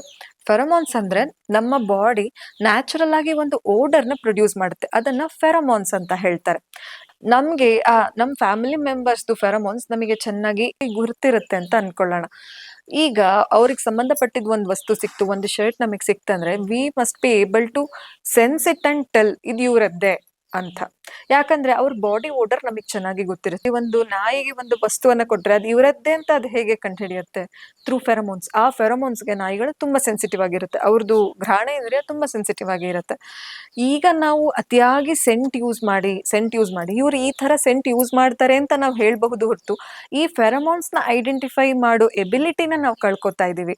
ನಾವು ತುಂಬಾ ಇನ್ಸೆನ್ಸಿಟಿವ್ ಆಗ್ತಾ ಇದೀವಿ ಟುವರ್ಡ್ಸ್ ಸ್ಮೆಲ್. ಆಯುರ್ವೇದಲ್ಲಿ ಹೇಳಿದ ಮಿಥ್ಯಾ ಯೋಗ ಏನು, ತುಂಬಾ ಉಗ್ರಗಂಧ ಘ್ರಾಣ ಮಾಡೋದು, ಅಂದ್ರೆ ತುಂಬಾ ಸ್ಟ್ರಾಂಗ್ ಸ್ಮೆಲ್ ಇರೋದು. ಬಜೆ ಯಾವ ತರ ಸ್ಮೆಲ್ ಇರುತ್ತೆ, ಕಾಳ್ ಮೆಣಸ್ ಯಾವ ತರ ಸ್ಮೆಲ್ ಇರುತ್ತೆ, ಈ ತರ ಒಂದು ಸ್ಟ್ರಾಂಗ್ ಸ್ಮೆಲ್ ಇರುತ್ತಲ್ಲ, ಅದನ್ನ ತುಂಬಾ ಲಾಂಗ್ ಟೈಮ್ ಅಲ್ಲಿ ತಗೊಳ್ಳೋದನ್ನ ಅವರು ಅತಿಯೋಗ ಅಥವಾ ಮಿಥ್ಯಾ ಯೋಗ ಅಂತ ಹೇಳ್ತಾರೆ. ನಾವಿವಾಗ ಅದಕ್ಕಿಂತನೂ ತುಂಬಾ ಸ್ಟ್ರಾಂಗ್ ಆಗಿ, ತುಂಬಾ ಸ್ಟ್ರಾಂಗೆಸ್ಟ್ ಸೆಂಟ್ಗಳು, ಅದು ಒಂದು 24 hours ಬಾಡಿ ಮೇಲೆ ಇರುವಂತಹ ಸೆಂಟ್ಗಳು ಇವಾಗೆಲ್ಲ ಬಂದಿದೆ. ಈ ತರ ಸೆಂಟ್ ಸ್ಮೆಲ್ ಅನ್ನ ಕಂಟಿನ್ಯೂಸ್ ಆಗಿ ತಗೋತಾ ಇರೋದು ಆಕ್ಚುಲಿ ಅತಿಯೋಗ ಅಥವಾ ಮಿಥ್ಯಾ ಯೋಗ ಆಗ್ತಿದೆ. ಮೂರನೇದು, ನಾವು ಇವಾಗ ಶ್ರವಣೇಂದ್ರಿಯಕ್ಕೆ ಹೋಗೋದಾದ್ರೆ ಅದರಲ್ಲಿ ಅತಿಯೋಗ, ಅಯೋಗ, ಮಿಥ್ಯಾ ಯೋಗ ಅಂತ ಹೇಳ್ತಾರೆ. ಅತಿಯಾಗಿ ನಾವಿವಾಗ ಶ್ರವಣೇಂದ್ರನೇ ಯೂಸ್ ಮಾಡ್ತಾ ಇದೀವಿ, ಹೆಡ್ಫೋನ್ ಹಾಕೊಂಡಿರ್ತೀವಲ್ವಾ, ನೋಡಿ ಸೌಂಡ್ ಅನ್ನೋದು ಒಂದು ವೇವ್ಸ್, ಅದೊಂದು ಫ್ರೀಕ್ವೆನ್ಸಿಯಲ್ಲಿ ಬರುವಂತಹ ವೇವ್ಸ್. ಅಂದ್ರೆ ಇಷ್ಟು ಹರ್ಟ್ಸ್ ಇಂದ ಇಷ್ಟು ಹರ್ಟ್ಸ್ ವರ್ಗು ನಾವು ಕೇಳಿಸ್ಕೊಳ್ಳೋದಕ್ಕೆ ಏಬಲ್ ಆಗಿದ್ದೀವಿ. ಅದಕ್ಕಿಂತ ಜಾಸ್ತಿ ಫ್ರೀಕ್ವೆನ್ಸಿ ವೇವ್ಸ್ ನಮ್ಮ ಇಯರ್ ಕ್ಯಾಚ್ ಮಾಡಲ್ಲ, ಅದಕ್ಕಿಂತ ತುಂಬಾ ಕಡಿಮೆ ಫ್ರೀಕ್ವೆನ್ಸಿ ಇರೋ ಸೌಂಡ್ಸ್ ನಾವು ಕ್ಯಾಚ್ ಮಾಡಲ್ಲ. ಬಟ್ ಇವಾಗ ಈ ಟೆಂಡೆನ್ಸಿ ಚೇಂಜ್ ಆಗ್ತಾ ಇದೆ. ನಾರ್ಮಲ್ ಹ್ಯೂಮನ್ ಟೆಂಡೆನ್ಸಿ ಏನಿತ್ತು ಕಿವಿಯಲ್ಲಿ ಕೇಳಿಸುವಂಥದ್ದು, ಆ ಫ್ರೀಕ್ವೆನ್ಸಿ ಇವಾಗ ಚೇಂಜ್ ಆಗ್ತಾ ಇದೆ because of continuous usage of earphones. ನಾವು ಎಷ್ಟೊತ್ತಿಗೂ ಅಂದ್ರೆ ಎಷ್ಟು ಹತ್ತಿರದಿಂದ ಕೇಳಿಸ್ತಾ ಇದೆ, ಜಸ್ಟ್ ಯೋಚನೆ ಮಾಡಿ, ತುಂಬಾ ಹತ್ತಿರದಿಂದ ಸ್ಟ್ರಾಂಗ್ ವೇವ್ಸ್ ನಮ್ಗೆ ಕಿವಿಗೆ ಬರ್ತಾ ಇದೆ. So day by day people are becoming dumb, ಅವರಿಗೆ ಕಿವಿ ಕೇಳಿಸ್ತಾ ಇಲ್ಲ. ನಾಲ್ಕನೇದಾಗಿ ಹೇಳೋದಾದ್ರೆ ರಸನೇಂದ್ರಿಯ ಅಂದ್ರೆ ನಾಲಿಗೆ. ರಸನೇಂದ್ರಿಯದಲ್ಲಿ ನಾವು ಟೇಸ್ಟ್ ಅನ್ನ ಪರ್ಸೀವ್ ಮಾಡುವಂಥದ್ದು ರಸನೇಂದ್ರಿಯ ಇಲ್ಲ. ರಸನೇಂದ್ರಿಯ ಅಂತೂ ಇವಾಗ ಸಂಪೂರ್ಣವಾಗಿ ಮಿಥ್ಯ ಯೋಗದಲ್ಲೇ ಇದೆ. ಯಾಕಂದ್ರೆ ಷಡ್ರಸಯುಕ್ತ ಆಹಾರ ಸೇವನೆ ಮಾಡಬೇಕು ಅಂತ ಹೇಳುತ್ತೆ ಆಯುರ್ವೇದ. ನಾವಿವಾಗ ಉಪಯೋಗಿಸ್ತಾ ಇರೋದೇ 2-3 ರಸಗಳು. ಕಹಿ ಯಾರು ಸುತಾರ ಔಷಧಿ ರೂಪದಲ್ಲಿ ಕೂಡ ಕಹಿ ತಗೊಳ್ಳೋದಕ್ಕೆ ನಾವು ಇವಾಗ ರೆಡಿ ಇಲ್ಲ. ಒಗರು ಅಂದ್ರೆ ಏನು ಅಂತ ಕೇಳೋ ಪರಿಸ್ಥಿತಿ ಬಂದ್ಬಿಟ್ಟಿದೆ. ಕಷಾಯ ರಸ, ಅದರ 6 ಟೇಸ್ಟ್ ಟೋಲ್ಡ್ ಇನ್ ಆಯುರ್ವೇದ. ಬರೀ ಸಿಹಿ ಖಾರ ಅಷ್ಟೇ ಅಲ್ಲ, ಮಧುರ, ಸಿಹಿ, ಲವಣ ಉಪ್ಪು, ಆಮ್ಲ ಹುಳಿ, ಕಟು ಖಾರ, ತಿಕ್ತ ಕಹಿ ಮತ್ತೆ ಕಷಾಯ ಒಗ್ರು, 6 ರೀತಿಯಾದ ಟೇಸ್ಟ್ ಅನ್ನ ಹೇಳಿದ್ದಾರೆ ಆಯುರ್ವೇದ ಅಲ್ಲಿ. ನಾವಿವಾಗ ಸ್ವೀಟು ಖಾರ, ಬೇರೆ ಯಾವುದೇ ರಸ ಹೆಚ್ಚಿಗೆ ಉಪಯೋಗ ಆಗ್ತಾ ಇಲ್ಲ. ಆಕ್ಚುಲಿ ಆಹಾರದಲ್ಲಿ ಪ್ರತಿದಿನ ಸೇವನೆಯಲ್ಲಿ 6 ರಸ ಇರ್ಬೇಕು ಅಂತ ಹೇಳುತ್ತೆ ಆಯುರ್ವೇದ. ಒಂದೇ ರಸನ ತುಂಬಾ ಜಾಸ್ತಿ ತಗೊಂತ ಕಟುರಸ ಸೇವನೆ ಮತ್ತೆ ತೀಕ್ಷ್ಣ ಆಹಾರ ಅಂತ ಹೇಳ್ತೀವಿ, ಒಂಥರ ಪೆನಿಟ್ರೇಟಿಂಗ್ ಪ್ರಾಪರ್ಟಿ ಇರುವಂತ ಆಹಾರ. ಇವಾಗ ನಾವು ಒಂಥರ ಪೆನಿಟ್ರೇಟಿಂಗ್ ಕ್ವಾಲಿಟಿ ಇರೋ ಫುಡ್ಸ್, ಫಾಸ್ಟ್ ಫುಡ್ಸ್ ಏನ್ ತಗೋತೀವಿ ಅದನ್ನ ಜಾಸ್ತಿ ತಗೋತಾ ಇರೋದ್ರಿಂದ ನಮಗೆ ಟೇಸ್ಟ್ ಇನ್ಸೆನ್ಸಿಟಿವಿಟಿ ಕೂಡ ಜಾಸ್ತಿ ಆಗ್ತಾ ಇದೆ. ಕೊನೆಯದಾಗಿ ತ್ವಚಾ ಬಗ್ಗೆ ಹೇಳೋದಾದ್ರೆ, ನಾವು ಒಂದ್ ವಿಷಯನ ಅರ್ಥ ಮಾಡ್ಕೋಬೇಕು, ಏನಂದ್ರೆ ನಮ್ಮ ಸ್ಕಿನ್ ಏನಿದೆ ಇದು ಇನ್ಆಕ್ಟಿವ್ ಟಿಶ್ಯೂ ಅಲ್ಲ, it is A live tissue, ಇದು ಡೆಡ್ ಟಿಶ್ಯೂ ಅಲ್ಲ, ಇಟ್ ಈಸ್ ಲೈವ್. ನೀವು ಸ್ಕಿನ್ ಮೇಲೆ ಏನನ್ನ ಹಾಕ್ತೀರಾ ಅಂದ್ರೆ ಅದು ಪರ್ಟಿಕ್ಯುಲರ್ ಮೀಡಿಯಂ ಅಲ್ಲಿ ಇರಬೇಕು, ದಟ್ ಈಸ್ ಫಾರ್ ಶೋರ್. ಎಣ್ಣೆ ಅಂಶ ಇರೋದು, ಲಿಪಿಡ್ ಮೀಡಿಯಂ ಅಲ್ಲಿ ಇರೋದು ಏನನ್ನೇ ನೀವು ಚರ್ಮಕ್ಕೆ ಹಾಕಿದ್ರೆ ಇಟ್ ರೆಡಿಲಿ ಅಬ್ಸಾರ್ಬ್ಸ್. ಇದನ್ನ ಮಾಡರ್ನ್ ಮೆಡಿಸಿನ್ ಕೂಡ ಒಪ್ಕೊಳ್ಳುತ್ತೆ. ಹಂಗಾಗಿನೇ ಮೋಸ್ಟ್ ಆಫ್ ದಿ ಆಯಿಂಟ್ಮೆಂಟ್ಸ್ ಅಥವಾ ಲೋಷನ್ಸ್ ಏನ್ ಬರುತ್ತೆ ಅದರಲ್ಲಿ ಬಫರ್ಸ್ ಯೂಸ್ ಮಾಡ್ತಾರೆ. ಯಾಕಂದ್ರೆ ಲಿಪಿಡ್ ಮೀಡಿಯಂ ಅಲ್ಲಿ ಮಾತ್ರನೇ ಅದು ನಮ್ಮ ಬಾಡಿ ಅದನ್ನ ಅಬ್ಸಾರ್ಬ್ ಮಾಡ್ಕೊಳ್ಳುತ್ತೆ. ನೀರಿನ ಅಂಶ ಇರೋದಾದ್ರೆ ನಾವ್ ಇವಾಗ ನೀರು, ಕಷಾಯ, ಏನ್ ವಾಟರ್ ಮೀಡಿಯಂ ಅಲ್ಲಿ ಏನನ್ನ ಬಾಡಿಗೆ ಹಾಕ್ತಿವಿ ಅದನ್ನ ಬಾಡಿ ಕಂಪ್ಲೀಟ್ ಆಗಿ ಅಬ್ಸಾರ್ಬ್ ಮಾಡ್ಕೊಳ್ಳಲ್ಲ. ತೈಲ ಹಾಕಿ ಯಾಕೆ ಅಭ್ಯಂಗ ಮಾಡ್ತಾರಂದ್ರೆ ಆ ಮಹರ್ಷಿಗಳಿಗೆ ಗೊತ್ತಿತ್ತು ಅದ್ ಲಿಪಿಡ್ ಮೀಡಿಯಂ ಅಲ್ಲಿ ಇದ್ರೆ ಮಾತ್ರನೇ ಬಾಡಿ ಅದನ್ನ ಅಬ್ಸಾರ್ಬ್ ಮಾಡ್ಕೊಳ್ಳುತ್ತೆ ಅಂತ. ನಾವಿವಾಗ ಯೂಸ್ ಮಾಡ್ತಾ ಇರೋ ಕಾಸ್ಮೆಟಿಕ್ ಪ್ರಾಡಕ್ಟ್ಸ್ ಏನೇನಿದೆ, ನಾವಿವಾಗ ಸ್ಕಿನ್ಗೆ ಏನೇನ್ ಅಪ್ಲೈ ಮಾಡ್ತಾ ಇದೀವಿ ಅದ್ರಲ್ಲಿ ತುಂಬಾ ಕೆಮಿಕಲ್ಸ್ ಇದೆ. ಅದ್ರಲ್ಲಿ ಮೇನ್ ಆಗಿ ಬಫರ್ಸ್ ಯೂಸ್ ಮಾಡ್ತಾರೆ, ಜಸ್ಟ್ ಅದು ಬಾಡಿಯಲ್ಲಿ ರೆಡಿಲಿ ಅಬ್ಸಾರ್ಬ್ ಆಗ್ಲಿ ಅನ್ನೋ ಕಾರಣಕ್ಕೆ. ನಾವು ಬಫರ್ಸ್ ಯೂಸ್ ಮಾಡುವಾಗ ತುಂಬಾ ಹುಷಾರಾಗಿರ್ಬೇಕು. ಈ ಬಫರ್ ಜೊತೆ ನಾವ್ ಏನೇ ಮೆಡಿಸಿನ್ ಅನ್ನ ಆಡ್ ಮಾಡಿದ್ರೆ, ಮೆಡಿಸಿನಲ್ ಕಂಟೆಂಟ್, ಕೆಮಿಕಲ್ ಏನೇ ಆಡ್ ಮಾಡಿದ್ರು that readily gets absorbed into the body. ಯಾಕಂದ್ರೆ ರೀಸೆಂಟ್ ರಿಸರ್ಚಸ್ ಏನ್ ಹೇಳ್ತಾ ಇದೆ ಅಂದ್ರೆ ಇವರು ಈ ಕಾಸ್ಮೆಟಿಕ್ ಪ್ರಾಡಕ್ಟ್ಸ್ ಅಲ್ಲಿ ಯೂಸ್ ಮಾಡ್ತಾ ಇರೋ ಫಿನೋಲ್ಸ್, ಪ್ಯಾರಾಬೆನ್ಸ್ ಇದೆಲ್ಲ ಮನುಷ್ಯನ ಯೂರಿನ್ ಅಲ್ಲಿ ಎಕ್ಸ್ಕ್ರೀಟ್ ಆಗ್ತಾ ಇದೆ ಅಂತ. ನಾವು ಸ್ಕಿನ್ನಿಗೆ ಅಪ್ಲೈ ಮಾಡಿದ್ದಲ್ವಾ, ನಾವು ತಿಂದಿಲ್ಲ ಯಾವುದೇ ಕ್ರೀಮ್ ಅನ್ನ, ನಾವು ಅದನ್ನ ಯಾವುದೇ ಫುಡ್ ಮುಖಾಂತರ, ಯಾವುದೇ ಮೆಡಿಸಿನ್ ಮುಖಾಂತರ, ಯಾವುದೇ ರೀತಿಯಾಗಿ ಅದು ಬಾಡಿ ಒಳಗಡೆ ಹೋಗಿಲ್ಲ. ಸ್ಕಿನ್ನಿಗೆ ಅಪ್ಲೈ ಮಾಡ್ತಾ ಇರೋ ಕಾಸ್ಮೆಟಿಕ್ ಪ್ರಾಡಕ್ಟ್ಸ್ ಅಲ್ಲಿ ಇರೋ ಫಿನೋಲ್ಸ್ ಅಂಡ್ ಪ್ಯಾರಾಬೆನ್ಸ್ 80% ಆಫ್ ದಿ ಪೀಪಲ್ ಅಲ್ಲಿ ಅದು ಯೂರಿನ್ ಅಲ್ಲಿ ಕಾಣಿಸ್ಕೊಂಡಿದೆ. ಅಂದ್ರೆ ಜಸ್ಟ್ ಇಮ್ಯಾಜಿನ್ ನಾವ್ ಎಷ್ಟು ಕೆಮಿಕಲ್ಸ್ ಯೂಸ್ ಮಾಡ್ತಾ ಇದೀವಿ ಅಂತ. ಮತ್ತೆ ಜನಗಳು ಇವತ್ತು ಯೋಚನೆ ಮಾಡ್ಬೇಕು, ಇನ್ಸ್ಟ್ಯಾಂಟ್ ಫೇರ್ನೆಸ್ ಹೇಗೆ ಬರಕ್ಕೆ ಸಾಧ್ಯ? ವಿತ್ ಇನ್ ಫ್ಯೂ ಮಿನಿಟ್ಸ್, ಇವಾಗ ನನ್ನ ಸ್ಕಿನ್ ಟೋನ್ ಈ ತರ ಇದೆ, ವಿತ್ ಇನ್ ಫ್ಯೂ ಮಿನಿಟ್ಸ್ ಅದ್ ಹೇಗೆ ಬ್ರೈಟ್ ಆಯ್ತು, ಅದ್ ಹೇಗೆ ಆಗಕ್ಕೆ ಸಾಧ್ಯ ಅಂತ ಅವ್ರು ಯೋಚನೆ ಮಾಡ್ಬೇಕು. ಈಗ most of the chemical products ಇವ್ರು ಏನ್ ಯೂಸ್ ಮಾಡ್ತಾ ಇದಾರೆ ಅದು ನಮ್ಮ ಚರ್ಮದ upper most layer of skin ಅನ್ನ ಸ್ಕ್ರೇಪ್ ಮಾಡಿ ತೆಗಿತಾ ಇದೆ. ಅಪರ್ ಮೋಸ್ಟ್ ಲೇಯರ್ ಏನಿದೆ, ಮೇಲಗಡೆ ತ್ವಚೆಯ ಲೇಯರ್ ಅನ್ನ ನಿಧಾನವಾಗಿ ಸ್ಕ್ರೇಪ್ ಮಾಡಿ ಅದು ತೆಗಿತಾ ಇದೆ. ಸೊ ಏನಾಗತ್ತೆ, ನಮ್ದು ಅಂಡರ್ನೀತ್ ಸ್ಕಿನ್, ಈ ಅಪರ್ ಮೋಸ್ಟ್ ಲೇಯರ್ ಕೆಳಗಡೆ ಲೇಯರ್ ಆಫ್ ಸ್ಕಿನ್ ಯಾವಾಗ್ಲೂ ಬ್ರೈಟ್ ಆಗಿ ಇರುತ್ತೆ. That is getting exposed. So people R thinking ಅವ್ರು ತುಂಬಾ ಬ್ರೈಟ್ ಆಗ್ತಾ ಇದ್ದಾರೆ, ವಿತ್ ಇನ್ ಫ್ಯೂ ಮಿನಿಟ್ಸ್ ನಾನು ಬ್ರೈಟ್ ಆಗ್ಬಿಟ್ಟೆ. ಚಾನ್ಸೇ ಇಲ್ಲ. ಆತರ ಏಕಾಏಕಿ ಚರ್ಮದ ಕಾಂತಿ ಬದಲಾಗಕ್ಕೆ ಸಾಧ್ಯ ಇಲ್ಲ. ಅವ್ರು ಏನ್ ಮಾಡ್ತಾರೆ, upper most layer of skin ಒಂದ್ಸಲ ಸ್ಕ್ರೇಪ್ ಆಗಿ ಅಂಡರ್ನೀತ್ ಸ್ಕಿನ್ ಕಾಣಿಸಿ that will be brighter. So people are feeling they are becoming brighter. But at the same time ನಾವು ಒಂದ್ ಲೇಯರ್ ಆಫ್ ಸ್ಕಿನ್ ಅನ್ನ ಸ್ಕ್ರೇಪ್ ಮಾಡ್ತಾ ಸ್ಕಿನ್ ಟೆಂಡರ್ ಆಗ್ತಾ ಇದೆ. ಅದ್ಯಾರಿಗೂ ಗೊತ್ತಾಗ್ತಾ ಇಲ್ಲ. ನಮ್ಮ ಸ್ಕಿನ್ ಬರೀ ಪ್ರೊಟೆಕ್ಟಿವ್ ಲೇಯರ್ ಅಲ್ಲ, this is the first line immune mechanism you are having. It is the first line immune mechanism of our body. ನಮ್ ಬಾಡಿ ಯಾವುದೇ ವೈರಸ್ ಅಂಡ್ ಬ್ಯಾಕ್ಟೀರಿಯಾ ಎಂಟರ್ ಆಗದೆ ಇರೋ ತರ ಹೊರಗಡೆಯಿಂದ ಶೀಲ್ಡ್ ಮಾಡ್ತಾ ಇರೋದು ನಮ್ ಸ್ಕಿನ್. ನಮ್ ಸ್ಕಿನ್ ಅನ್ನ ನಾವ್ ಎಷ್ಟು ಟೆಂಡರ್ ಆಗಿ ಥಿನ್ ಆಗಿ ಇಟ್ಕೊಂತೀವಿ ಅಷ್ಟು ನಾವು ವೈರಸ್ ಅಂಡ್ ಬ್ಯಾಕ್ಟೀರಿಯಾ ಎಫೆಕ್ಟ್ ಆಗಕ್ಕೆ ಸಸೆಪ್ಟಬಲ್ ಆಗ್ತಾ ಇದೀವಿ. ಸೊ ನಾವು ರಾದರ್ ದನ್ ಗಿವಿಂಗ್ ಇಂಪಾರ್ಟೆನ್ಸ್, ನಾನು ಇವಾಗ ಕಾಸ್ಮೆಟಿಕ್ ಪ್ರಾಡಕ್ಟ್ಸ್ ಸುತಾರಾಮ್ ಯೂಸ್ ಮಾಡಬೇಡಿ ಅಂತ ನಾನು ಹೇಳ್ತಾ ಇಲ್ಲ. Go for some better options. ಈ ಕೆಮಿಕಲ್ಸ್ ಎಲ್ಲ ಇಲ್ಲದೆ ಇರೋ ತರ ಯಾವ್ದಾದ್ರು ಪದ್ಧತಿನ ಉಪಯೋಗಿಸೋದು ಒಳ್ಳೇದಾಗುತ್ತೆ. ವೆರಿ ಬೇಸಿಕಲಿ ಇವಾಗ ಚರ್ಮದ ಆರೋಗ್ಯಕ್ಕೆ ಆಯುರ್ವೇದದಲ್ಲಿ ಜಾಸ್ತಿ ಒತ್ತನ್ನ ಕೊಡ್ತಾರೆ ರಾದರ್ ದನ್ ಬ್ಯೂಟಿ. ಈ ತರ ಸ್ಕಿನ್ ಕಲರ್ ಇದ್ರೆ ಇವ್ರು ಚೆನ್ನಾಗಿ ಕಾಣಿಸ್ತಾರೆ, ಈ ತರ ಸ್ಕಿನ್ ಕಲರ್ ಇದ್ರೆ ಇದು ಚೆನ್ನಾಗಿ ಕಾಣಿಸಲ್ಲ ಅನ್ನೋದು ಆಯುರ್ವೇದಲ್ಲಿ ಹೇಳೇ ಇಲ್ಲ. ಛಾಯ ಮತ್ತೆ ಪ್ರಭಾ ಅಂತ ಎರಡು ಕಾನ್ಸೆಪ್ಟ್ ಹೇಳ್ತಾರೆ. ಒಬ್ಬ ಮನುಷ್ಯನ ಛಾಯೆ ಅಂದ್ರೆ ಅವನ ಮುಖದ ಕಾಂತಿ, ಅದರಲ್ಲಿ ಕೃಷ್ಣವರ್ಣ is also considered as one type of ಛಾಯ. ಕೃಷ್ಣವರ್ಣ ಒಂದು ಛಾಯೆ ಅಂತಾನೆ ಅವ್ರು ಕನ್ಸಿಡರ್ ಮಾಡ್ತಾರೆ. It is considered normal. ನೀನ್ ಯಾವ ಸ್ಕಿನ್ ಕಲರ್ ಆರ ಇರು, ಬಿ ಹ್ಯಾಪಿ ವಿತ್ ಇಟ್, ಅದನ್ನ ಆರೋಗ್ಯವಾಗಿ ಇಟ್ಕೋ ಅಂತ ಹೇಳ್ತಾರೆ. ತುಂಬಾ ಮಟ್ಟಿಗೆ ಇದು ಬ್ರಿಟಿಷರ್ಸ್ ಇಂಡಿಯಾಗೆ ಬಂದ್ಮೇಲೆ ಈ ರೀತಿಯಾದ ಸ್ಕಿನ್ ಕಲರ್ ಡಿಫ್ರೆನ್ಸಿಯೇಷನ್ಸ್ ಇಂಡಿಯಾದಲ್ಲಿ ಕಾಣಿಸಕ್ಕೆ ಶುರುವಾಯ್ತು. ಅದಕ್ಕಿಂತ ಮುಂಚೆ ಖಂಡಿತ ಇರ್ಲಿಲ್ಲ. ಅವರು ಅಲ್ಲಿ ಅಮೆರಿಕಾಲಿ ಏನ್ ಇಟ್ಕೊಂಡಿದ್ರು ವೈಟ್ಸ್ ಅಂಡ್ ಬ್ಲಾಕ್ಸ್ ಅಂತ, ಆ ಕಾನ್ಸೆಪ್ಟ್ ಅನ್ನ ತಗೊಂಡ್ ಬಂದ್ ಇಂಡಿಯಾದಲ್ಲಿ ತುಂಬಾ ಸ್ಟ್ರಾಂಗ್ ಆಗಿ ತುಂಬಿಸ್ಬಿಟ್ರು. ಈ ತರ ಬೆಳ್ಳಗಿದ್ರೆ ನೀನ್ ಚೆನ್ನಾಗಿದ್ಯಾ ಅಂತ ಅರ್ಥ, ನೀನ್ ಏನಾದ್ರೂ ಸ್ವಲ್ಪ ಡಾರ್ಕ್ ಸ್ಕಿನ್ ಟೋನ್ ಇದ್ರೆ ನೀನ್ ಚೆನ್ನಾಗ್ ಕಾಣ್ತಾ ಇಲ್ಲ ಅಂತ.